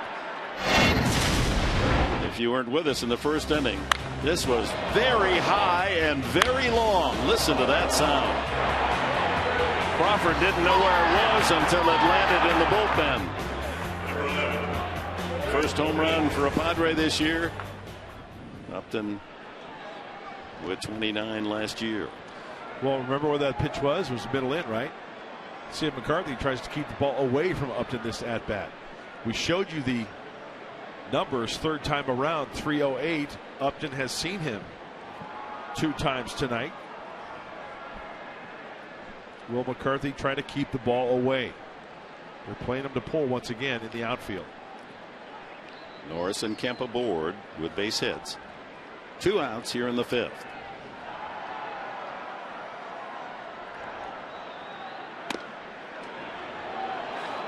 Outside, 1-1.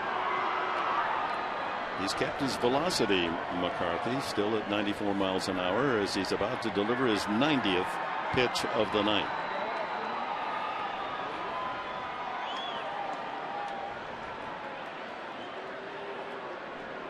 See where Grandal sets up. He's going away again.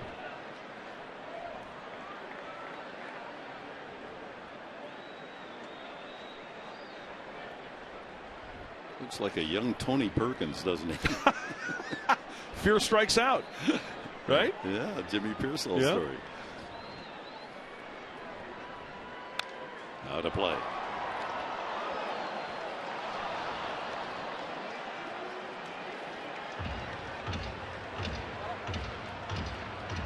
Could go psycho too. Was he ever?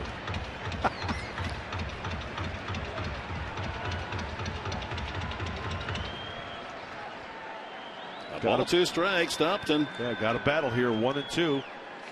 Trying to peck away at that outside corner. Fox Tracks brought to you by Southland Technology. Oh, now he's coming up and in here. Got him. Strikeout number 9 for McCarthy. Pitches out of trouble in the 5th. We're at the halfway mark in this one. Dodgers in front.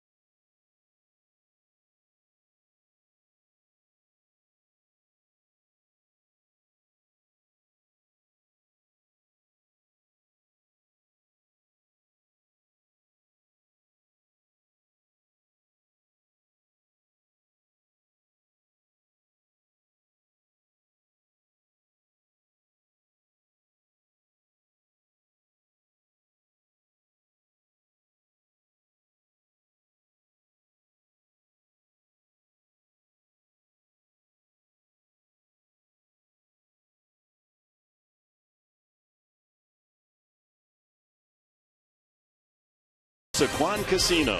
Real friendly, real close. By Jack in the Box. Head to Jack in the Box for Jack's Blazing Chicken Sandwich. And by Mercury Insurance. You could get 2 free Padre tickets. Learn more at mercuryinsurance.com. Bottom of 5th inning, and Adrian Gonzalez gets a rousing cheers. He's introduced, leading off for Los Angeles. Gonzalez homered to right in the 1st inning, homered to right off the top of the fence in the 3rd. His 3rd and 4th home runs of this series. A blistering 8 for 11 in the series. There are the stats on hitting 3 home runs in a game. If he gets even a base hit, he'll do something that hasn't happened in the major leagues in 52 years, and that's collect 3 hits in the first 3 games, each of the first 3 games of a season.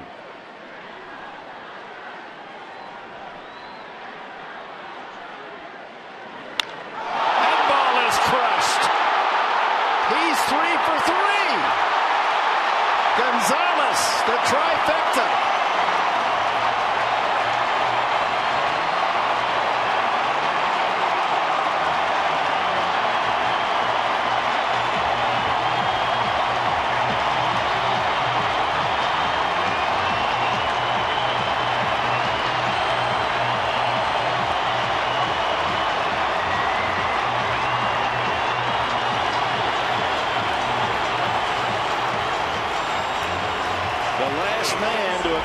What Gonzalez has done in this 3-game series was Orlando Cepeda in 1963. 9 hits, 3 games, and we're only at the halfway mark of this one. And 5 of the 9 are home runs, mobbed by his teammates. What a hitting performance by Adrian Gonzalez. The fans want him to come out and take a bow, and he does. Kendrick loops one into center field for a base hit. The Dodgers 6-2, and Gonzalez putting on a show. Here's home run derby for Adrian Gonzalez.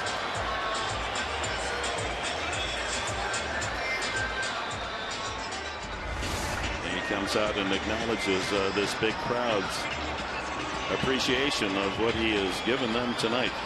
And this is not just some batting practice pitcher on the mound. Last year, Cashner only gave up 7 home runs. 7. 3 to Gonzalez tonight. We saw in the replay that after ball 1, the count 1-0, Derek Norris was set up away again. That ball just leaked, got yanked down the heart of the plate. It was just about knee high, maybe a ball's width above the knee. Adrian got extended for his 3rd home run. In fact, that is 4 consecutive home runs. He homered the last time up in the 8th inning last night. What the Reggie Jackson is going on? Yeah. Just each a copy of the home run that preceded it as Nick Vincent starts loosening. I know it wasn't 3 pitches. Talking about Reggie Jackson back in the day, 3 pitches, 3 home runs. But my goodness. What an accomplishment. Carl Yasmani Grandal lined out and walked. Look at where he's set up, Dick, right there. See the glove of Derek Norris? Now as you roll it, watch the pitch. The glove goes that way. Oh, my. And right on contact, right down the middle, the crosshairs. That's just too good a pitch. Yes, it was. To too good a hitter. Unnerving. 2-1 now the count. Just a handful of Dodgers in history with 3 home runs in a game. The last to do it was Juan Uribe. You saw that on the graphic 2 years ago against Arizona. Only 2 Dodgers have hit 4 in a game. Sean Green in 2002. And the great Gil Hodges. Why isn't he in the Hall of Fame? Hodges hit 4 against the Boston Braves in 1950.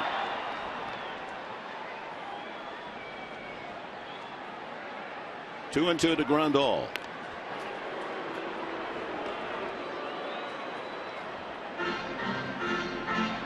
Can guarantee you, in the baseball life of 28-year-old Andrew Kastner, this has never happened to him before.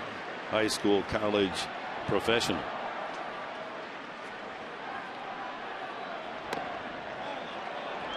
And strike 3, high and inside to Grandal. 4 strikeouts for Kastner. And Carl Crawford, he, like Gonzalez, a tough man for the Padre pitching to retire. He's 2 for 2 again tonight. It's 4 for 8 in the series. You know, something that I think Andrew Kastner has really made great strides in as being a big league pitcher is not letting his emotions get ahead of him, or getting the most of him, I should say. You know, hey, you give up 3 home runs to 1 hitter, you're down 6-2. You've got to erase all that and think from pitch to pitch. I think in the earlier days, Andrew kind of maybe pressed against that and let it hurt him a little bit. He's really matured and grown as a big league pitcher, setting that stuff aside and concentrating on the moment at hand. Dodgers now 6-2. Try to keep them within Grand Slam range. Plenty of time left. And there's no question the Padres are going to see some of a weakened bullpen from the Dodgers tonight. McCarthy's thrown 91 pitches.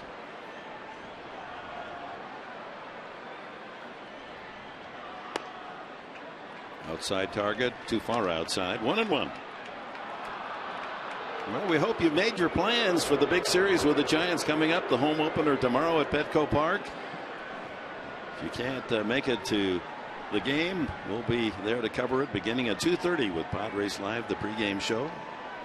Ian Kennedy gets the call tomorrow against veteran Tim Hudson. In case you're looking at the matchups on Friday night, it'll be Brandon Morrow, his first start as the Padre, against Tim Lincecum.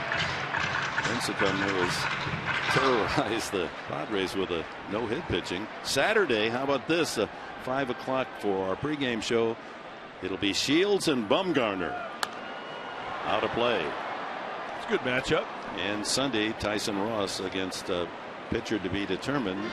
Jake Peavy, suffering from some back problems, was expected to be the starter and may indeed get the call for Bruce Bochy. 4 games to open the home season at Petco Park.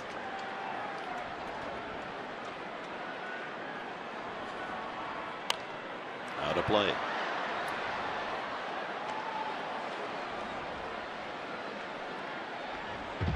Crawford with a 10-game hitting streak going back to last year.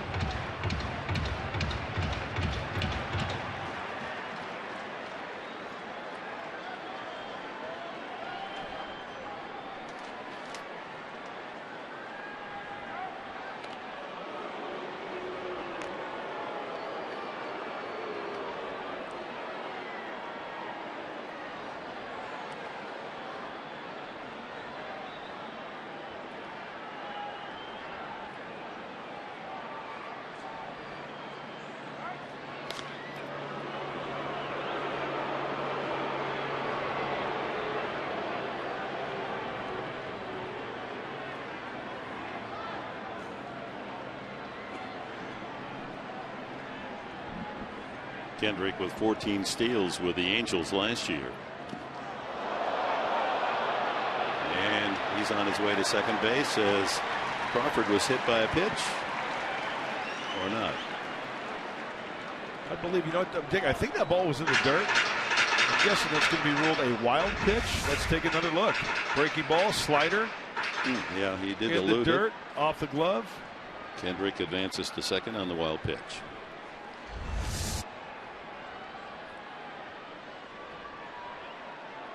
Full count to Crawford.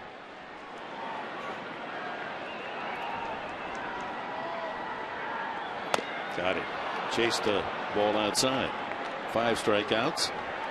MLB, I'm sorry there, Dick. MLB.TV Premium, the #1 live streaming sports service, is celebrating 13 years. Watch every out-of-market game live or on demand in true HD on over 400 mobile and connected devices. Real-time highlights, live look-ins, pitch tracking widget, and much, much more. Every night on every device. Blackout and other restrictions apply. Visit MLB.TV for details. As a baseball fan, you almost have to Oh, have that I got in it. your Love pocket, it. huh? Yeah. Uribe, a single and a pop-up. 2 outs now in the bottom of the 5th. That one hooking and into the seats down the left field line. Probably the last inning for Cashner. His pitch count now at 93.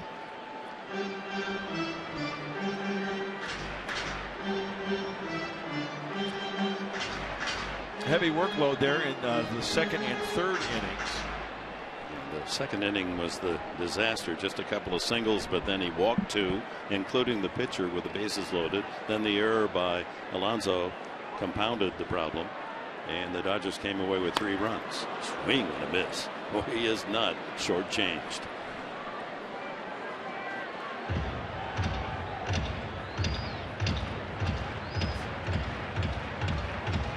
A strike away from punching out the side is Cashner here in the 5th.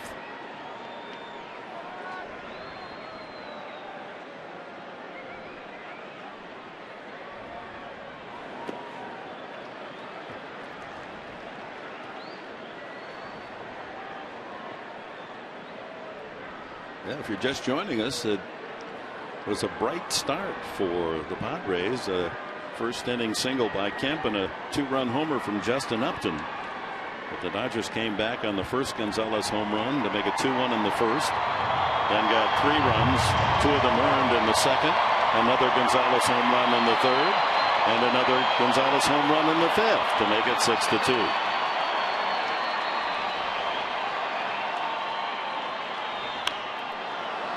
That's back out of play.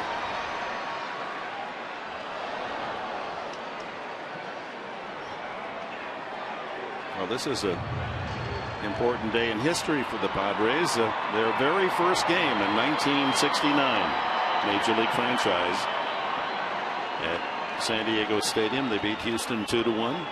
Dick Selma, 12 strikeouts, is the winning pitcher. Ollie Brown doubled in the winning run as Cashner strikes out the side, but after Gonzalez had made it not 1, not 2, but 3 home run blasts in as many at bats. What a night for the native of San Diego, Adrian Gonzalez.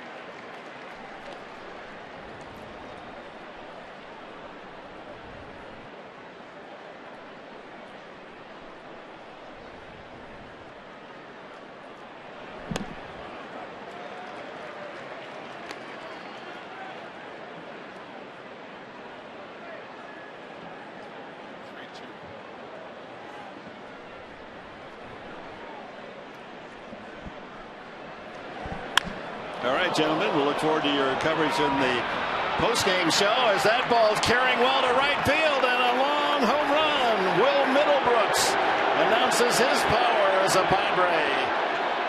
He circles the bases, and the Padres cut into the lead at 6-3. Boy, the ball is flying at Dodger Stadium tonight.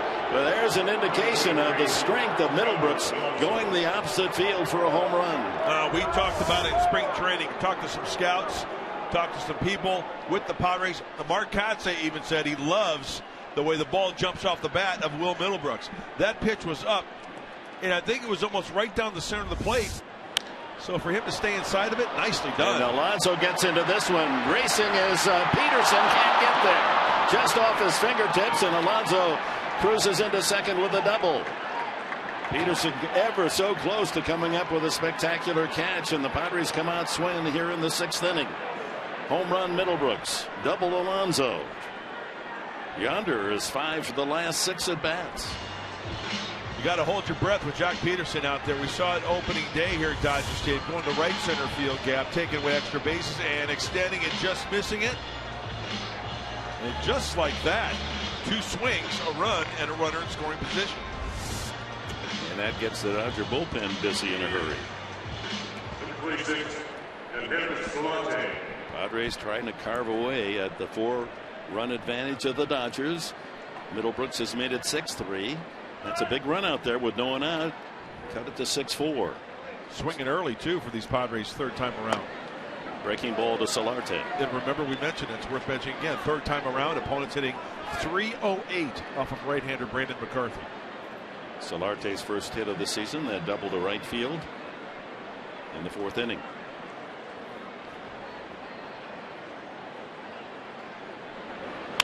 That ball drilled into the right field corner. Puig can't get it. All the way to the bullpen gate. On his way to second, Solarte. Here comes the throw, and he's in there as the run scores. It's 6-4. Solarte delivers back-to-back doubles, and the Padres using extra base power. Home run, double have made it 6-4. Padres jumping all over McCarthy. Talk about getting your hands in and spanking that pitch. Solarte does just that. Jose Valentin saying, hey, go to second. But got to be careful of the arm of Puig. He gets in there safely. Slow walk out to the mound by Donnie Baseball as Yonder Alonso scores. Well, the Padres from the lower end of the lineup get the home run. Middlebrooks, pair of doubles. Alonso and Solarte, still no one out. And that'll be it for Brandon McCarthy. Paco Rodriguez, left-hander, coming in from the Dodger bullpen.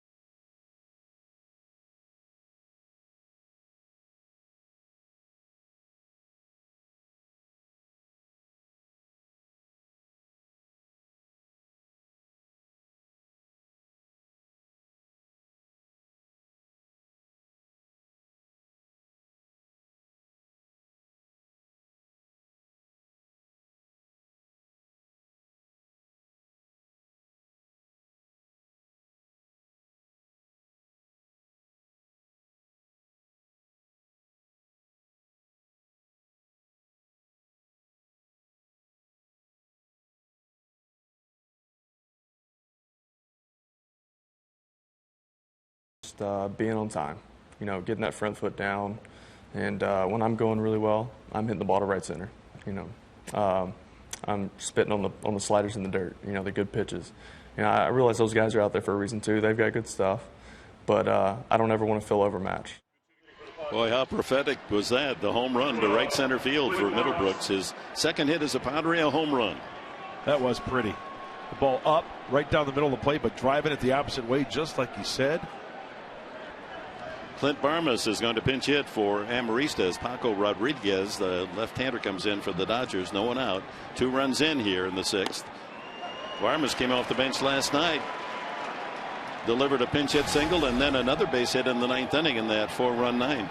Pitching change brought to you by El Cajon Ford. Rodriguez, the 24-year-old, will be 24 next week. Solardi at second.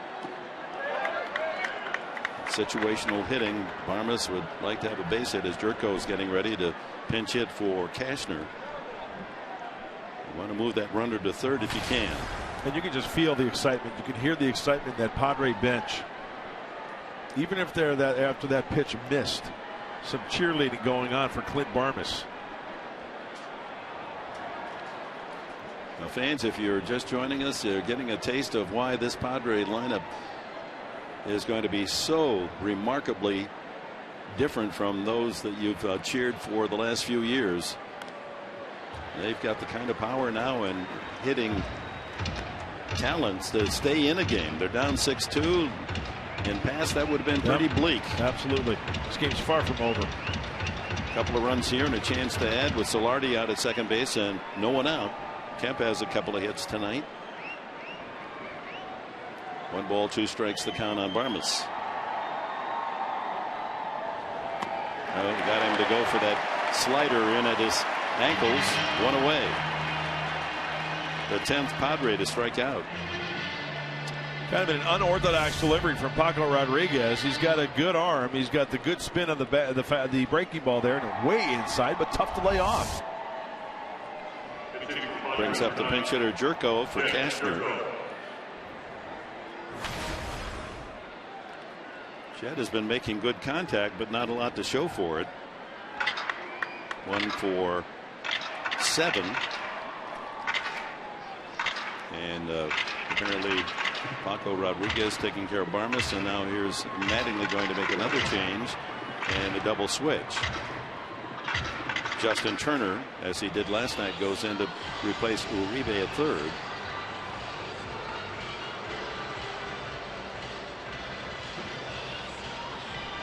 And it'll give us a chance as this pitching change is being made to bring you up to date on how this game has progressed. A game featuring 5 home runs. It started with Justin Upton drilling a high, deep drive with Kemp aboard on a single for an early 2-0 Padre lead. That's the first inning. Upton's first home run as a Padre. But Adrian Gonzalez, a .410 home run. First of 3 home runs by Gonzalez. Fortunately, all solos tonight. Made it 2-1 in the first. And then a rough inning the second. A couple of singles. Couple of walks, an error, and then Gonzalez gets another turn in the 4th inning. Another solo home run, and then his next time out, the longest of the 3. 3 at bats, 3 home runs, 5 home runs in the 3-game series for Adrian Gonzalez. And now in this inning, Will Middlebrooks leads off with a home run to right field to make it 6-3. Alonso follows with a double, and Jan Solardi doubles him home. 6-4 the score. And Barmas, the pinch hitter, strikes out, and now Jerko will try to pick up Solarte.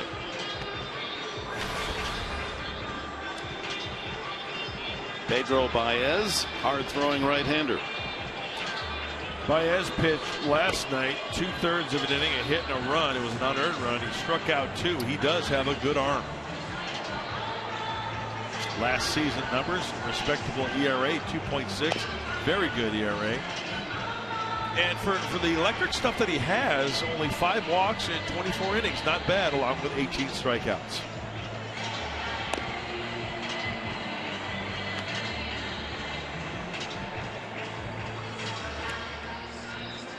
Chris Budden, what do you have for us? A quick update on Dodgers starting pitcher Hyun-Jin Ryu. He's been shut down for the last 2 weeks because of some shoulder soreness. He did start a throwing program on Monday. They expect him to hopefully be back at the end of April. But here's the interesting part. Because of the schedule, the Dodgers don't need a fifth starter until April 25th, when they will be in San Diego. Throwing left-hander Ryu was very tough on the Padres last year. They were able to miss his turn. He would have been the starter tonight if healthy. Baez pitched last night, 2/3 of an inning. And gave up a run. Single and a walk, and the run came in on Alonso's RBI single. So Jerko. Suddenly the Padres in a situation with a chance on a base hit to make it 6-5 as McCarthy looks through his performance tonight. And Jerko one swing away from tying the game.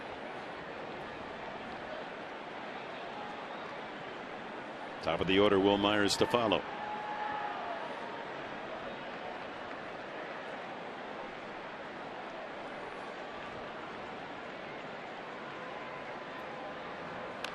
Mm.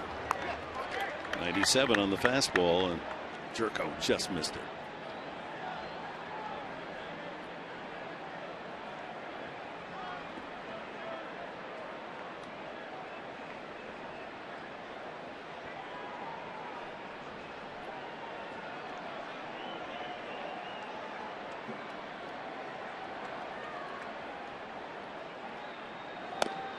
Strike two.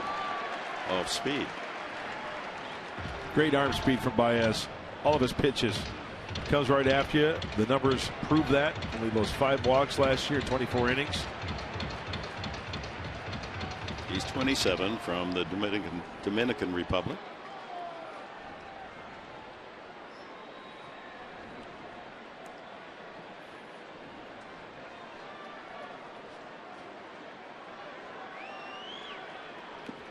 Did he go? Yeah. Ball in the dirt, and on 3 pitches, Jerko takes the long walk. So Solardi still out at second, and we go to the top of the order, and Will Myers. No, looked like something off speed, and Jed way out in front. Myers popped to short, first time up, struck out, and grounded out. Shift is on. And here's a case where a single equals a run, so you don't have to try to pull it. If you get something away and can punch it through that open right side, get your teammate Solarte home and cut it to a 1-run game.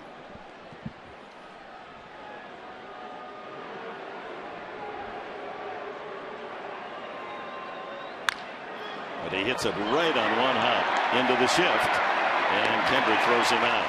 Hard hit. But the shift works defensively, and the Padres settled for 2.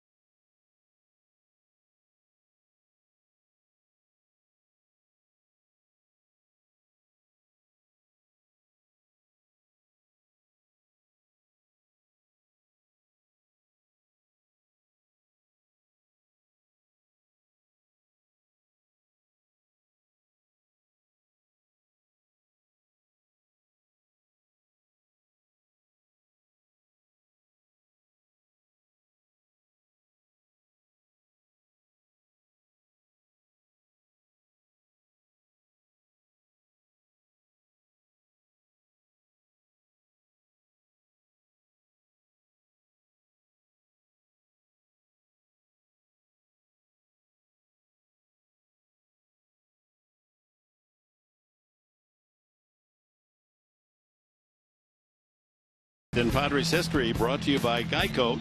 April 8th, this date, 2004, the debut of Petco Park. Flash bulbs off as David Wells threw out that first pitch. Brian Giles, the first Padre base hit. And San Diego would go on to beat the Giants in 10 innings, 4-3. So not only is this the date, the very first game for the Padres franchise in '69, but the first at Petco Park.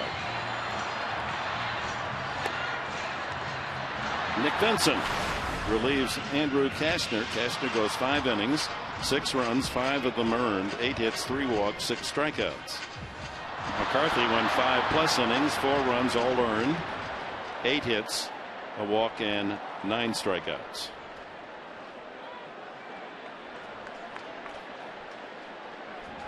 Make that 9 hits. And with the at-bats last inning, Barmes goes into play shortstop. Nick Vincent on the hill. Nick pitched in the opening game here in Los Angeles. Goes in the 7th inning, 2/3 of an inning, couple of hits and a run.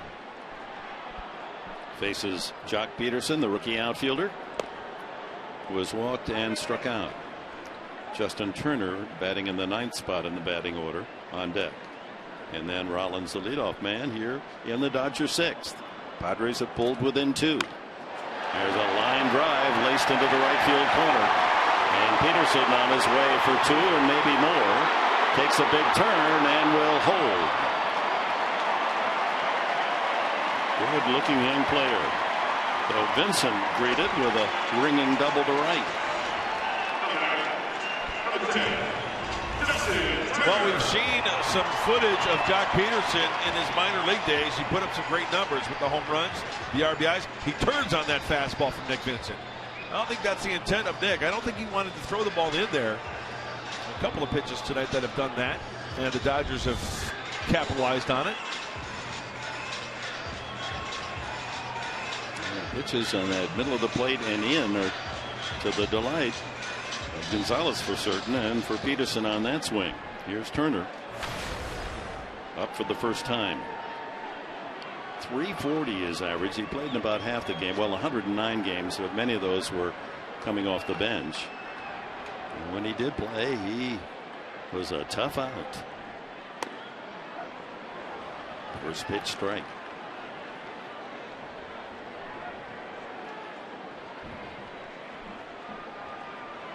Yeah, this is where you want Vincent to slam the door on the Dodgers and secure the 2 runs picked up by the Padres top half of the inning to pull within 2. 0-2, same spot.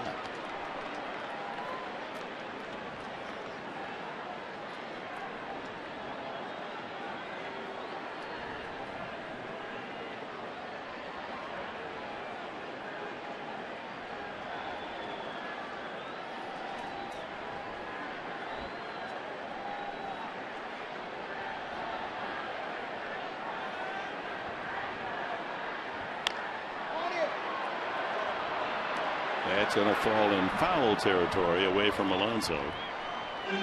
And the count remains 2 strikes as Frank Garces tunes up.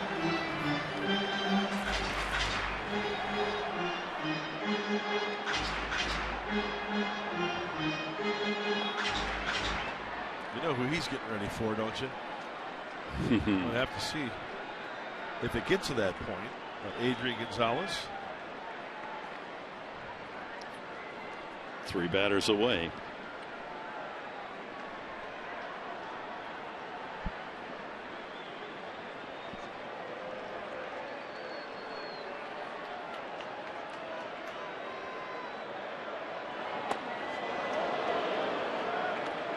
And Adrian Gonzalez last year, at least, a dramatic difference between his results as a left-handed hitter against right-handed pitching as he's faced tonight and in the series. Almost 100 points lower when facing a left-handed pitcher.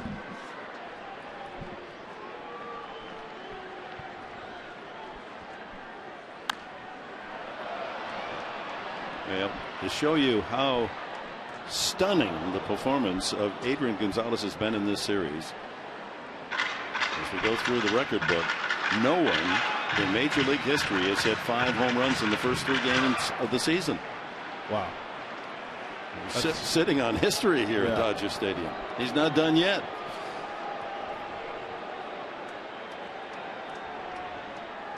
Meanwhile, the focus on Turner with Peterson at second base, no one out.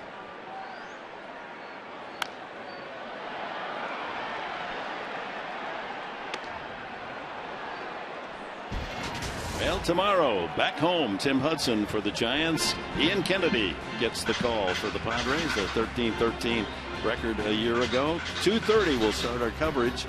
Padres Live with all the pregame ceremonies. Prepare you for the first meeting with the Giants. The Padres beat the Giants in the season series last year, 10-9. Giants go on to win the World Series, the third time in the last 5 years. Look forward to seeing you at Petco, and if you can't make it, we'll have all the coverage for you right here on Fox Sports San Diego.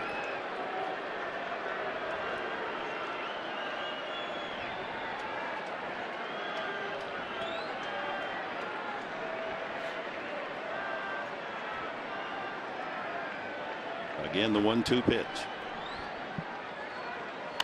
Out of play. Well, social media, a lot of people taking part in it. This one is from Luke Yoder, the head groundskeeper of Petco Park. The best surface in all of baseball. Luke says almost ready for at Padres home opener tomorrow. At field experts working their magic with finishing touches. Work your magic, Luke. Yeah, he does indeed. He's the best in the business. His crew, awesome. Often overlooked is the fact that last year the Padres had the best home record in the NL West. New fans have helped them to play well. Ground ball left side. Middlebrooks can't get it. Holding is Peterson, and he'll stop at third as Upton gets his throw into the plate. That's a good at bat by Justin Turner. Fouled off several pitches. Runners at the corners for the Dodgers. No one out. Oh, just finding the hole to the left of Middlebrooks. He lays out. Now he's got to go running to be the cutoff man, and right here Upton overthrows him. Not a big deal. Keeping him at first base.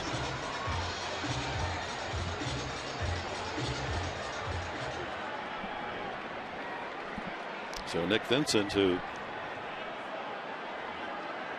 pitched in the opener, gave up a run on 2 hits, 2/3 of an inning, and in trouble here in the 6th inning after the Padres had posted a 2-run top half of the inning. Closed the gap to 2.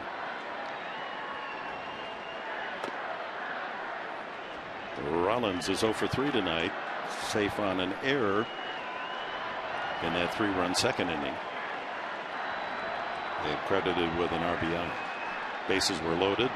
Hit the ball to Alonso, and first baseman, in his haste to go to the plate for a possible double play, bobbled the ball, and Rollins beat Kastner to the bag.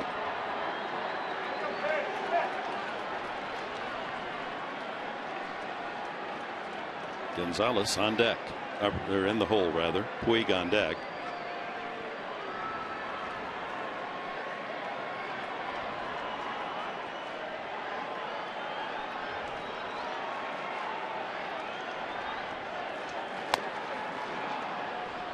Good fastball there. Well, again, he's ahead of the hitter 1 and 2 as he was with Turner.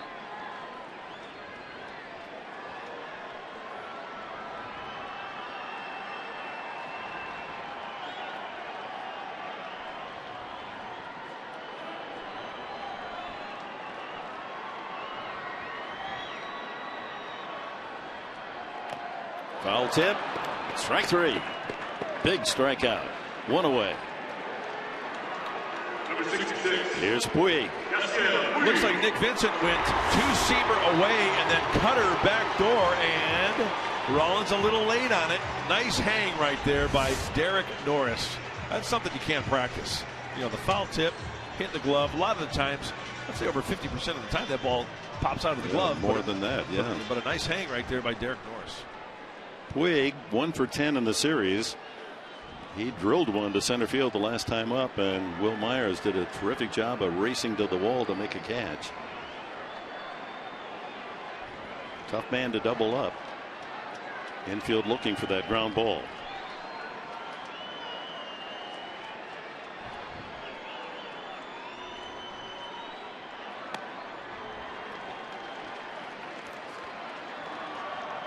Gonzalez lurking on deck.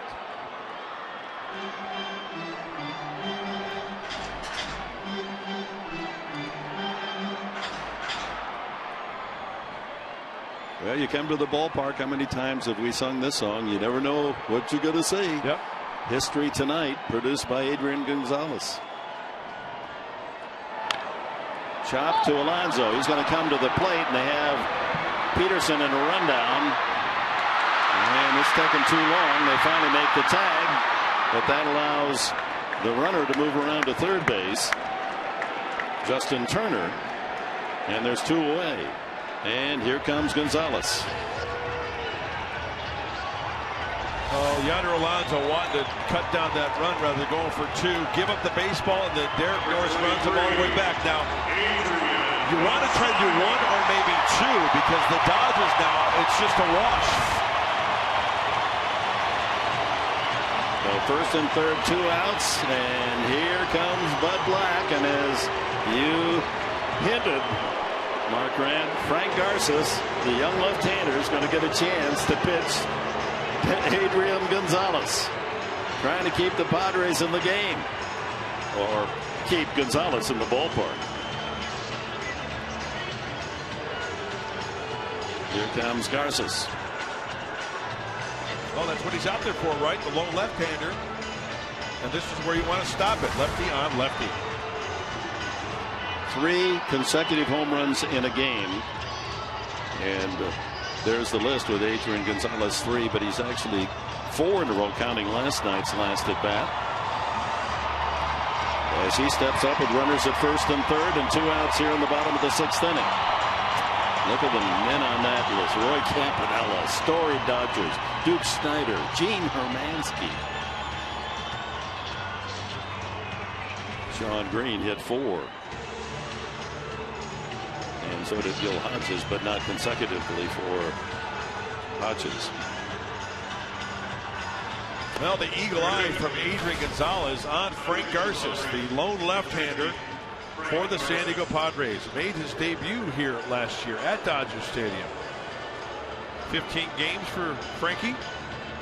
A 2 ERA, 9 innings. Allowed 1 home run. And the good stat is more than a strikeout per innings pitched. 10 strikeouts in those 9 innings. Opponents only hit 229. Off the Dominican-born right-hander. Left-hander, I stand corrected. Left-hander. Frank Garces. In case you're just joining us, Gonzalez with 5 home runs in the series and 3 in a row tonight, all with the bases empty, all off Andrew Kastner. Boy, right down the middle, and that's the first home run. 2-seamer not in enough. 2-seamer not in enough. Again. This one bounced off the top of the wall, just made it over, but there was no doubt about the 3rd home run. And another 2-seamer wanted down and away. Right on the sweet spot. And that ball went well back into the right field bleachers.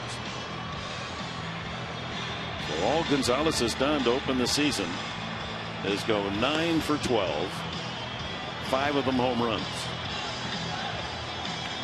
In the opener on Monday, single, double home run. Last night, single, double home run. Not satisfied with those 1 base and 2 base hits.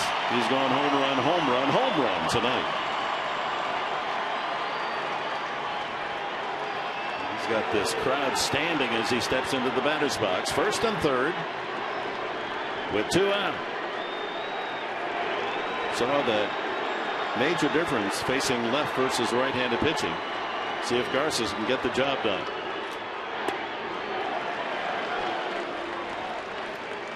A live left-hander whippy delivery. 92 on the fastball.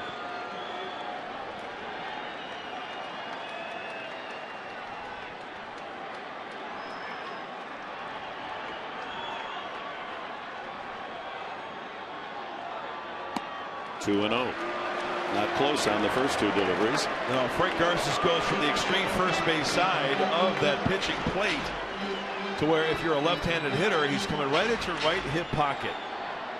He gets that crossfire action and that outside part of the plate. But as you mentioned, Dick, 2-0 to Gonzalez.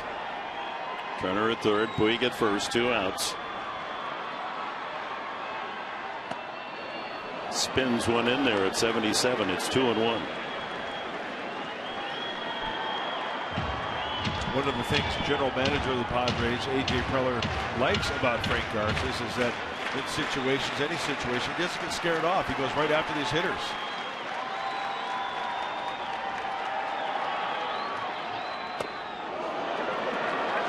Taken outside, 3-1.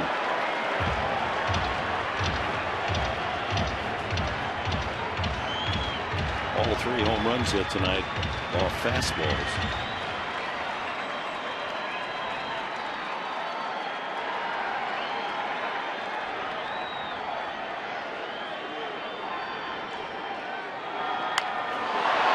Up the middle, base hit.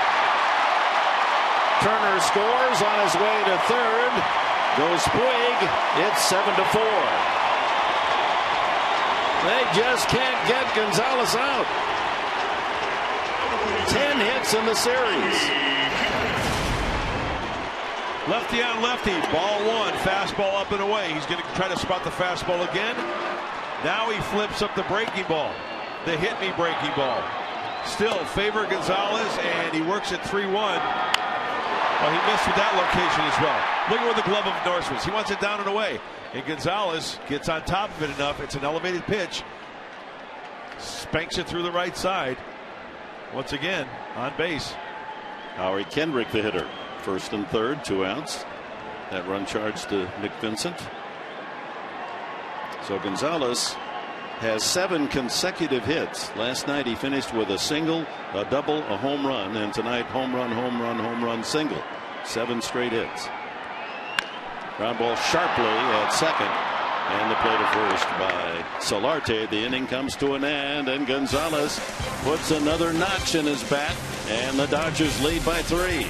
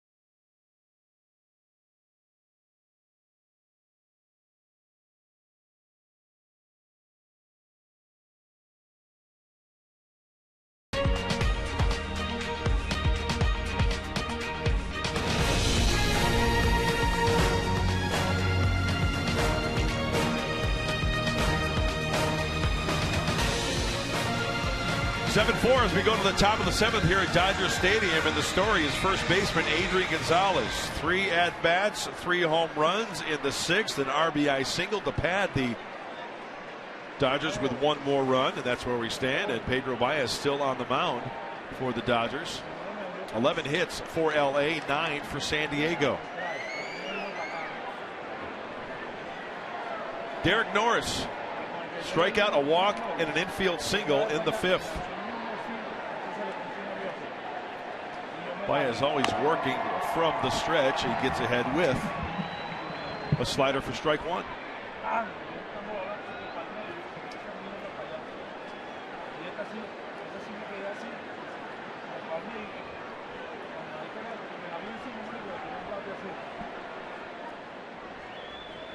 This crowd still buzzing about the performance by Adrian Gonzalez.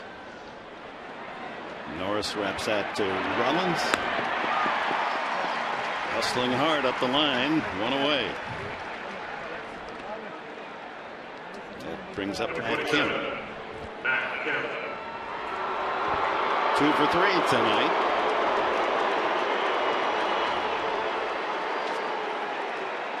Padres have 9 hits, 2 by Kemp, 2 Alonso, and 2 Solarte.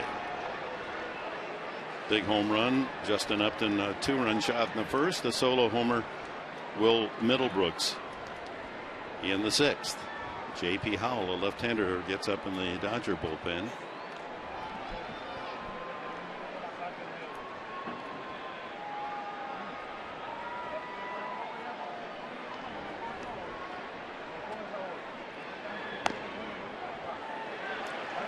Shift on, and Howell there, the veteran lefty. Trying to mix it up a little bit. I've been drawing check marks and everything, so I'm just going to draw the circle around all of them.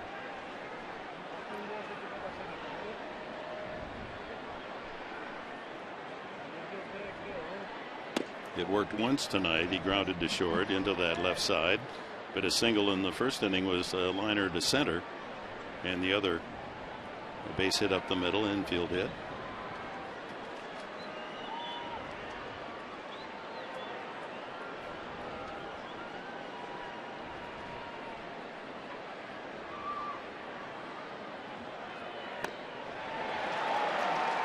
Good stuff from Baez, who came in with 1 out, a runner at second in the 6th inning, and struck out Jerko. Got Myers to hit sharply to short.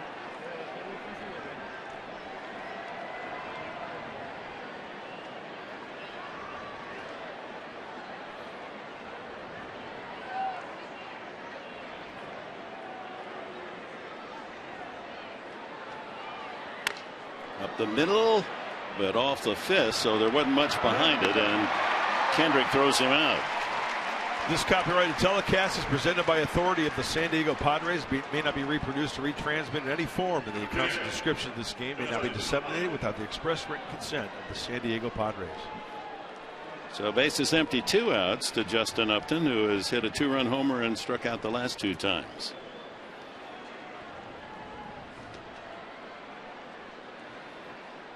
Did you see how Kendrick played that one back on the hop because he knew he had plenty of time? Didn't want to get it on the short hop or maybe take the chance of that ball squibbing off of his glove. Had a lot of English in it. So playing the bigger hop and having plenty of time to throw out Matt Kemp. High pop up behind home plate. Grandal waiting for it to come down, and there it is for the out. Baez, an impressive 1-2-3 7th.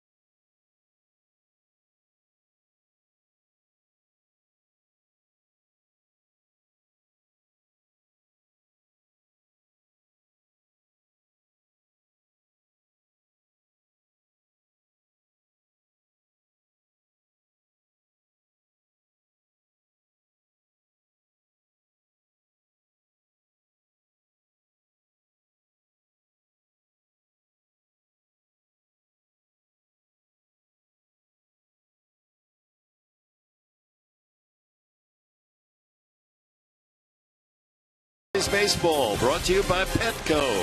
What we feed them matters. And by your San Diego Lexus dealer. Back at Dodger Stadium. Home team ahead 7-4. They've scored in every inning but one, the Dodgers. And will face young Frank Garces here in the last of the 7th. Grandal, Crawford, and Uribe. He's out now. That's the pitcher's spot. Might see a pinch hitter there. Out of play.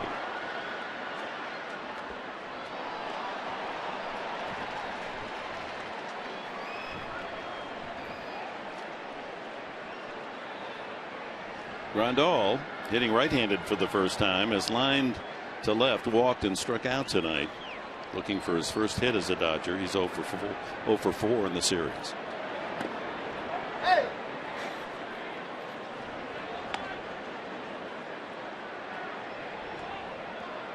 Seven runs, 11 hits for the Dodgers. 4 runs, 9 hits for the Padres.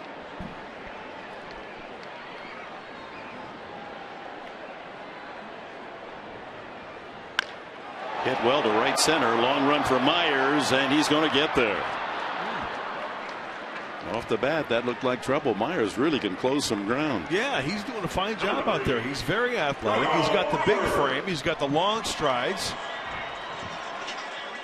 And in this early season, this being game 3, I think Will Myers is doing just fine. Check out the first step. He's on the first base side of second base defensively. He pulls the cord. Parachute comes out and coasts easily with the grab. Carl Crawford is 2 for 3 and 4 for 7 in the series. Scott Van Slyke is in the on deck circle, and he'll hit for Baez.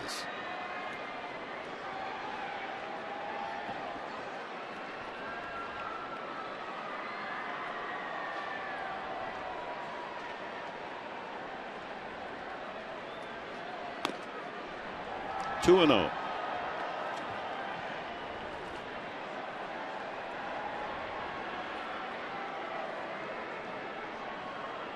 Broke into the big leagues, Tampa Bay in 2002. Crawford,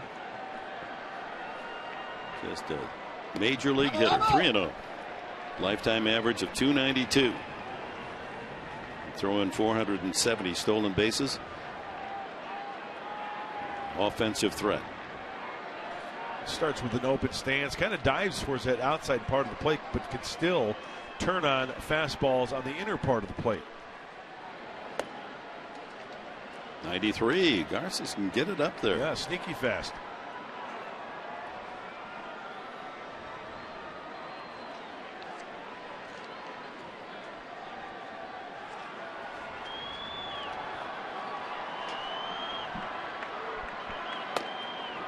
Three and 2.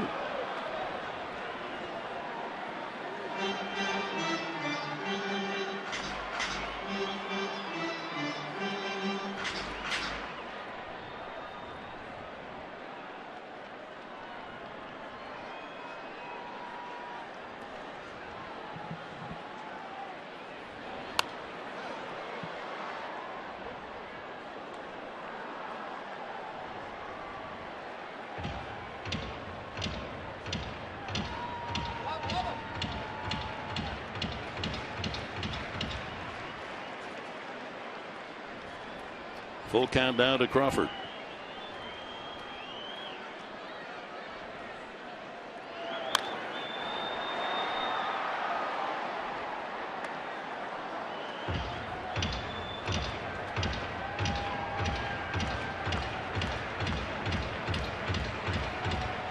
No attendance announced as yet. The Dodgers, who led the major leagues with almost 3.8 million last year. Big house again. Got him. That's some good pitching by Garces. Digs out a 3-0 and strikes out Crawford. His first strikeout of the new season. He's sneaky fast. Ties him up right there above the belt buckle, inside part of the plate for the swing and miss. Here's Scott Van Slyke, pinch hitting for Baez. 28-year-old outfielder. Really did some outstanding business against left-handed pitching last year. Hit .315 against lefties. Grounds that to third. Middlebrooks gobbles it up and throws him out. A 1-2-3 inning for Frank Garces. On to the 8th inning. Padres need 3 to tie.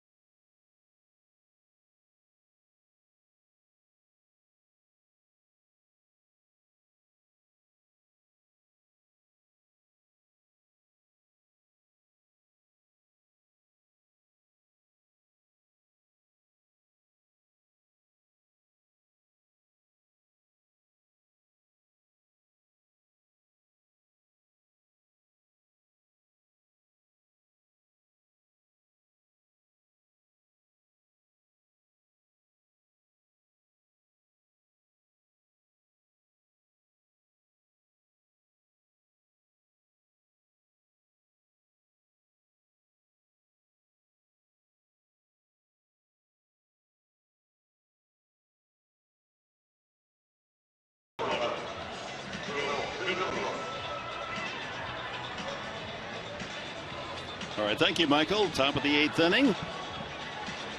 Matt Kemp there talking with bench coach Dave Roberts. Well, Middlebrooks, last time up, homered over the right center field wall, his first Padre home run. He'll be followed by Yonder Alonso and Jan Solarte against J.P. Howell, veteran left-hander who will hit his 32nd birthday later this month. Well, J.P. Howell, the left-hander, does not throw that hard. He's not going to light up the radar gun. Maybe top out at 88. He is change-up heavy, and last season a nice ERA of 2.39.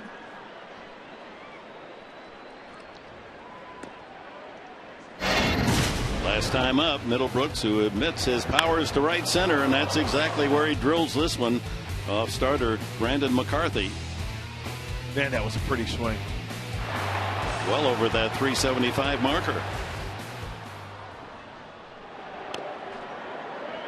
2-1. Howell had an interesting collegiate career. He matriculated initially at the University of Southern California and then transferred to Austin, University of Texas, where he pitched his last 2 years and broke some of Roger Clemens' records. Line drive, but right into the shift, and there's Kendrick to glove it. One away. Well, I guess if you were going to add up the pluses and minuses, the shift for the Dodgers has worked more often than not tonight. Alonso 2 for 3 after striking out his first time, a single and a double for Yonder on his 28th birthday.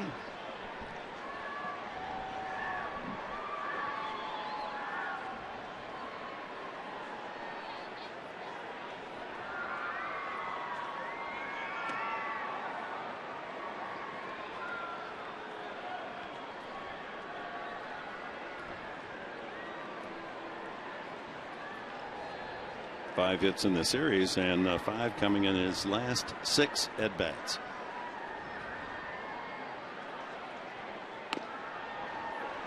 .87 on the fastball.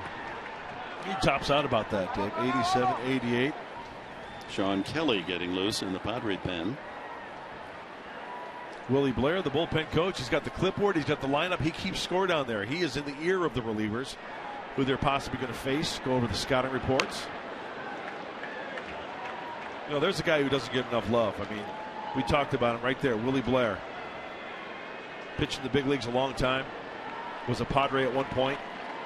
A Tiger, an Astro, a Rocky. And he's taken a lot of guff on this road trip. Sunday, and the bus ride coming up, or actually Saturday night, the bus ride coming up from San Diego to Los Angeles. He was watching on his iPad the Kentucky basketball game against Wisconsin. He's from Lexington, so he's a hardy Kentucky rooter, and of course the whole bus was rooting against Kentucky, giving him a hard time. He took it well. 2 balls, 2 strikes to Yonder. He had a hanging breaking ball there, and you can tell by the read of his face there, he wants that pitch back. That's when he could have drove towards the center of the diamond, maybe the left center field gap. Would you say on his birthday a piece of cake? But there you go. Let's take a look. Is this a slice of chocolate cake right here? Hanging breaking ball and just working underneath it a little bit. Those are the mistakes you got to crush.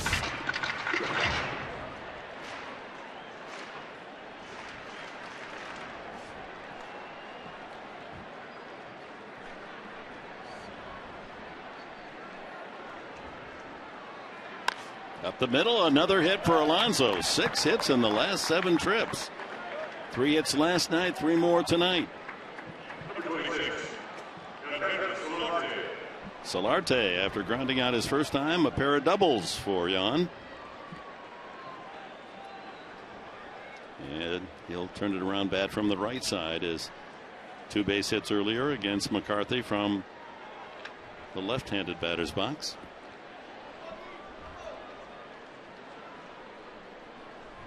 Clint Barmas would follow.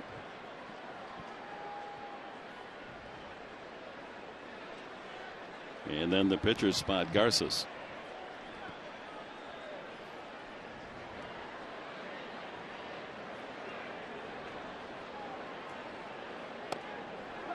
On the outside corner.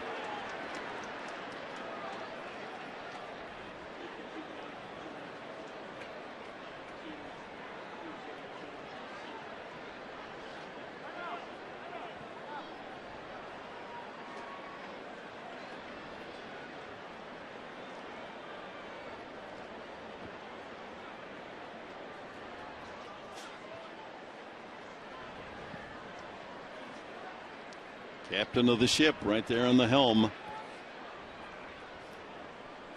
Trying to get his team to rally here in the 8th and 9th. Down by 3.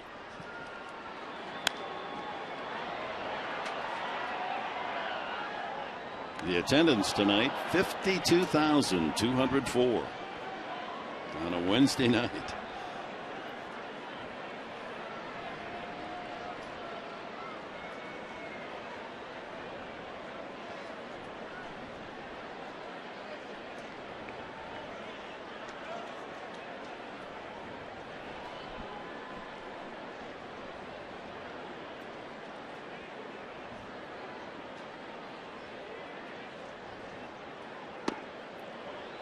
Tails away, 1-2.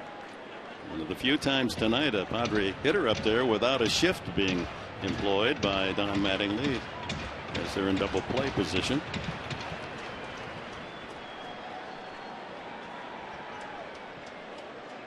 Gone to the eyeglasses this season. In the dirt, good stop by Grandal.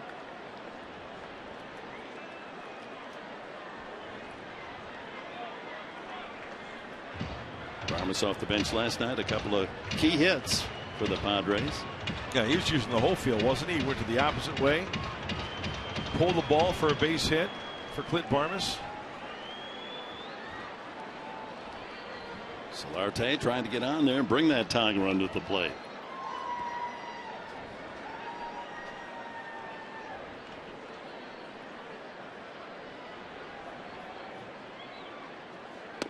Got him with the off-speed breaking ball.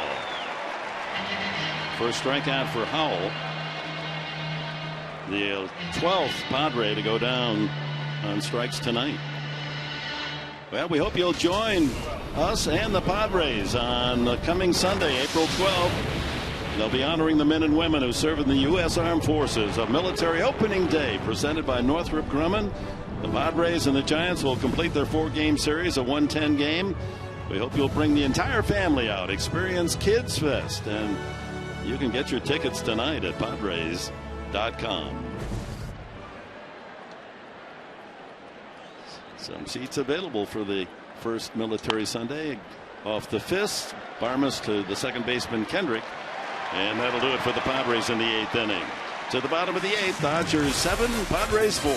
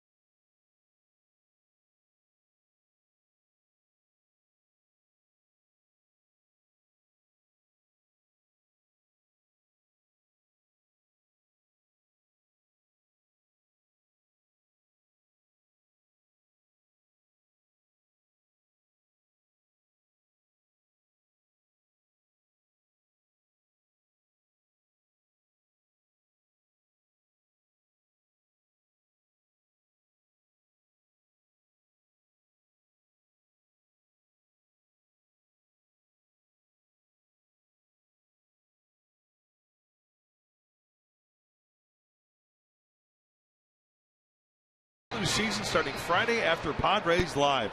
This week, the crew tags along with James Shields for one of his favorite pastimes. Plus, check out what's new at Petco Park. Padres POV returns Friday on Fox Sports San Diego. Looking down on the third oldest stadium in Major League Baseball. Fenway Park, Wrigley Field, and here in the West, the Dodger Stadium. Sean Kelly, the new pitcher. We saw him make his debut in the opening game on Monday. Numbers with the New York Yankees last year.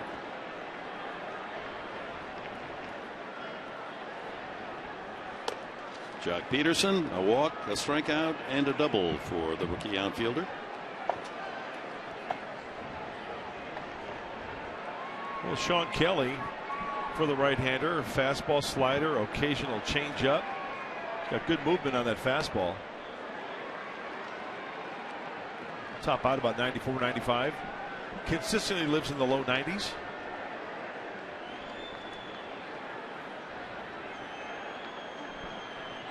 Broke in with the Mariners in 2009. He was a 13th round selection by Seattle in 2007. And traded to the Yankees for Abraham Almonte, who is now in the Padre organization playing in El Paso. Swing and a miss, strike 3, and Peterson goes down on strikes. It's the 9th Dodger to strike out tonight. Justin Turner singled his only time up.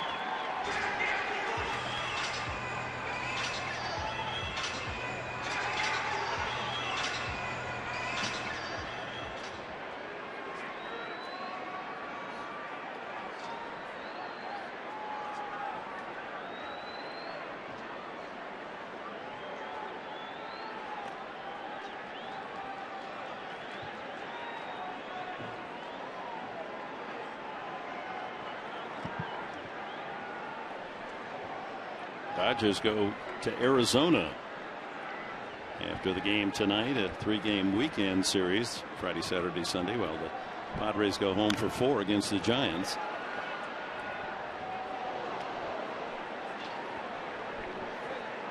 Giants won tonight at Arizona, so they took 2 out of 3 in the opening series in Phoenix. Ian Kennedy, Tim Hudson on opening day at Petco. Going to be mighty exciting. Big crowd. Plenty of excitement. If you don't have tickets, join us at 2:30 here on Fox Sports San Diego.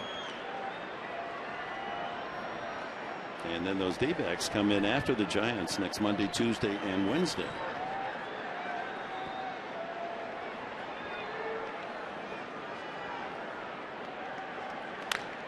Left field, but playable. Upton right there. 2 away.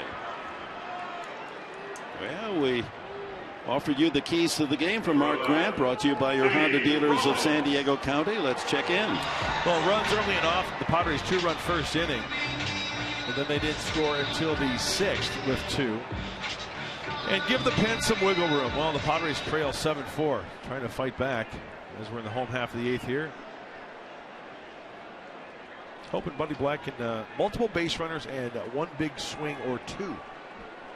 Repeat that 4-run 9th inning of last night. That'd do the job, wouldn't it? Jimmy Rollins 0 for 4 tonight.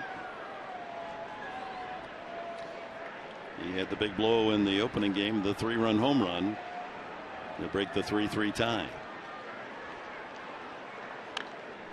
Right back toward us.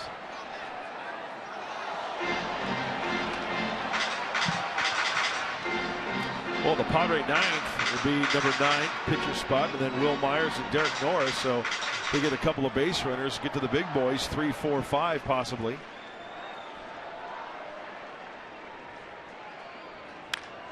That ball hit well to right center. Myers on his horse and can't get it. Off the wall and caroms away. So Rollins with his speed will make it to third. A stand-up triple. Well, Rollins delivered the 3-run homer off Sean Kelly on opening day, and he gets the measure of Kelly again with a triple with 2 outs here in the 8th. Looked like just out of the reach of Will Myers. Does he draw leather? He absolutely did. It looked like that was a very catchable ball. I don't know whether he just hit it on the pinky side of his glove, or maybe he shut his glove a little bit too quickly. But Jimmy Rollins got the play in front of him. He's taken 3. He can still get those 36-year-old legs a pumping. Here's Yasiel Puig. 0 for 4 tonight. 1 for 11 in the series. Adrian Gonzalez on deck.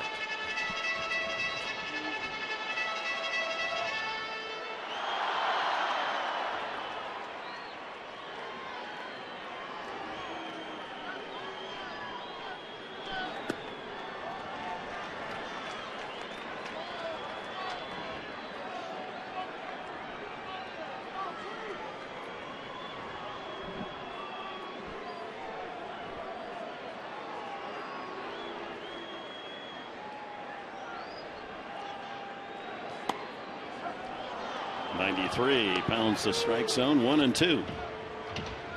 He'll chase. Sean Kelly knows that. Does not have to throw him a strike here.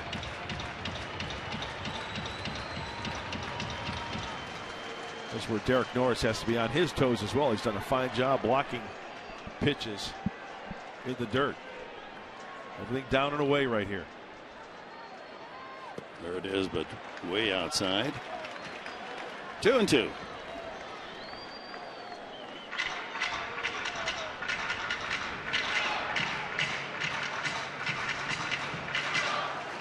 Two-out triple for Rollins.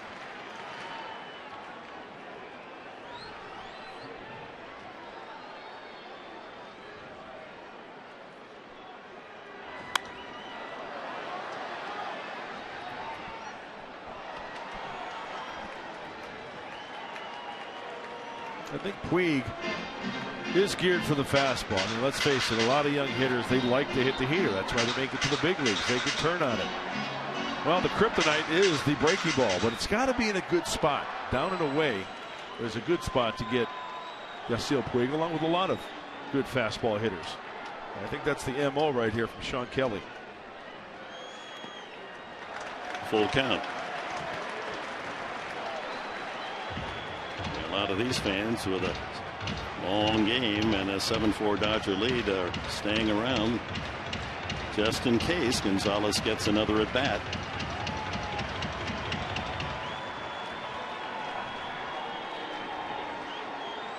Full count.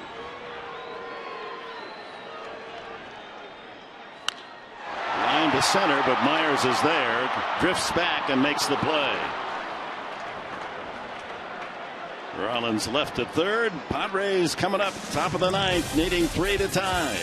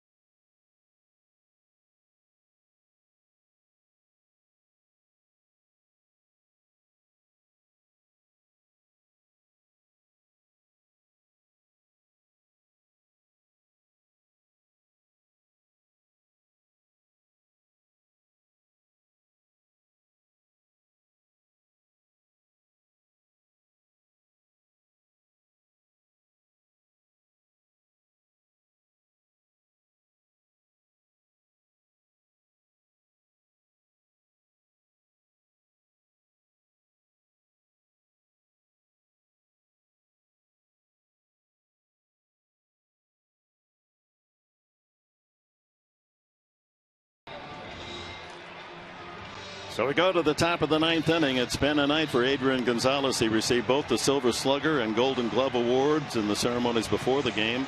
And then he produced 3 home runs and a single 4 for 4. And in a series, a remarkable 10 for 13 with 5 home runs.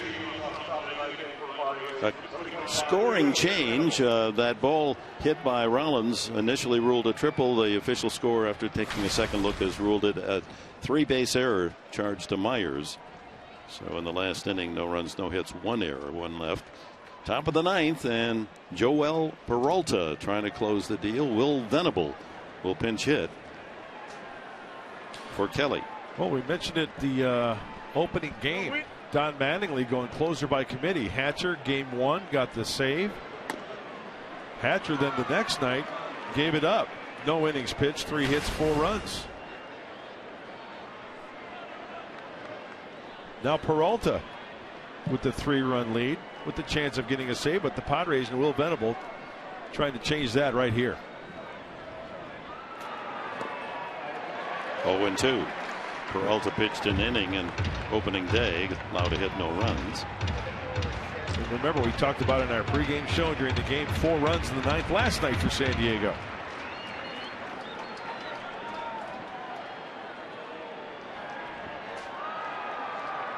Peralta pitching for Tampa Bay the last 4 years.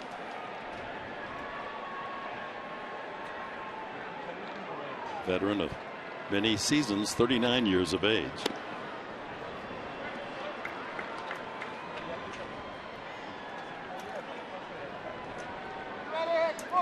Started his big league career with the Angels 10 years ago. Then Kansas City, the Rockies, Washington, and Tampa Bay before signing as a free agent here in Los Angeles.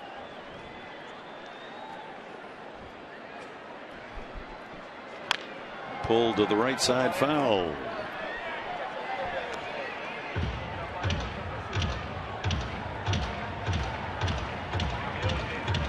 This is Venable's initial plate appearance here in 2015.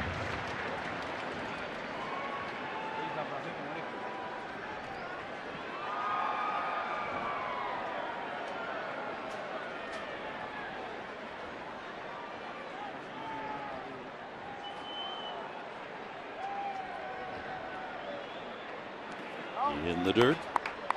2-2. Padres need base runners. Kenley Jansen on the mend. He's the closer of the Dodgers. Can only sit and watch. He's got the bad hoof. Threw off flat ground yesterday.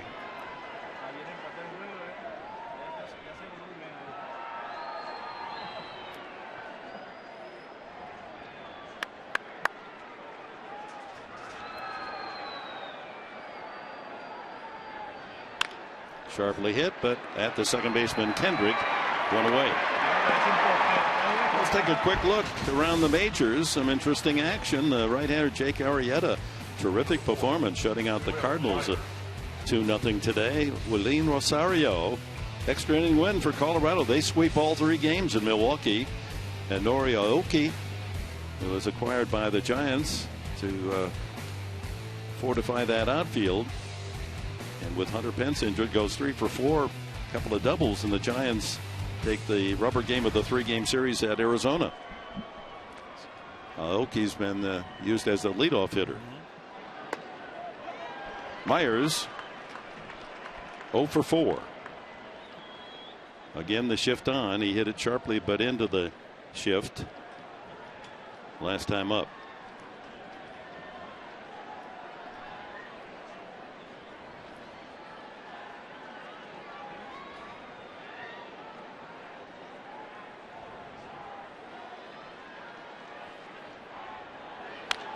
That one hooking fair. One hop out to right fielder Crawford, and Myers has his second Padre hit. Solid single. Need another base runner to get that tying run to the plate here in the 9th. Derek Norris, a walk, a single, 1 for 3.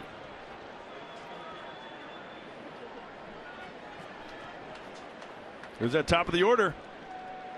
Matt Kemp follows Norris, and then Upton if they can keep it going.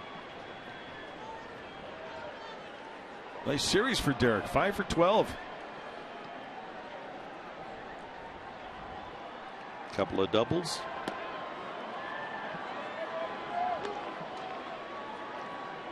Kemp has a couple of hits tonight.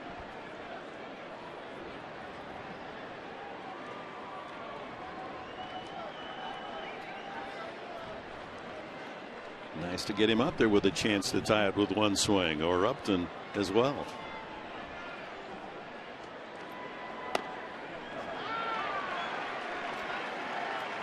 Look at a little curveball in the outside corner from Peralta.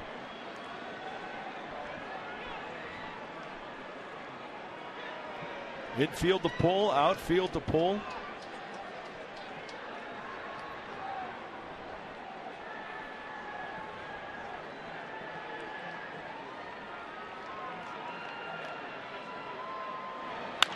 Hit well to left center field. That chases Peterson to the warning path, and he makes the catch. Just missed Sending that out of here to Derek Norris. Well struck, 2 away.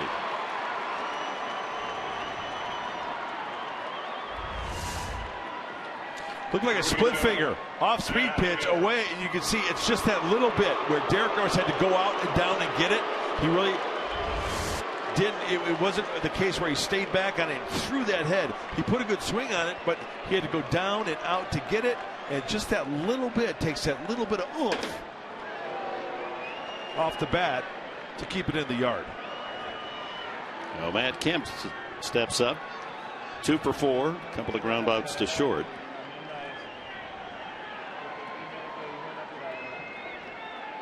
He's come back to Los Angeles, delivered 5 base hits in the series.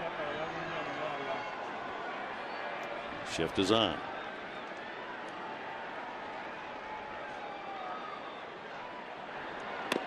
Defensive indifference. Myers takes second base.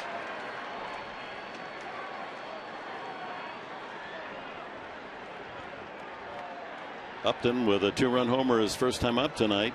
Hoping Kemp can get on. Give him a chance to swing that big bat again.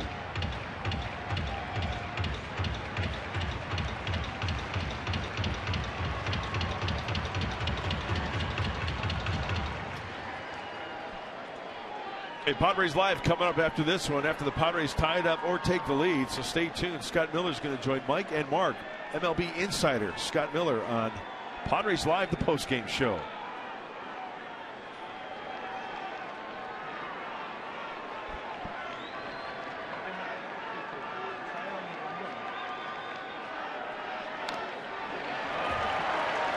Off speed to Kemp. Padres down to their final strike.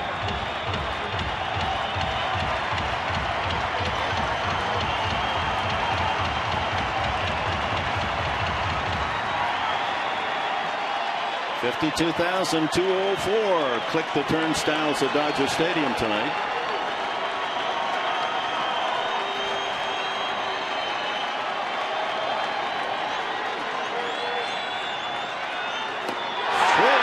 And the ball game is over. Dodgers take the rubber game of the 3-game series, riding the home run bat of Adrian Gonzalez. Final score: Dodgers 7, Padres 4.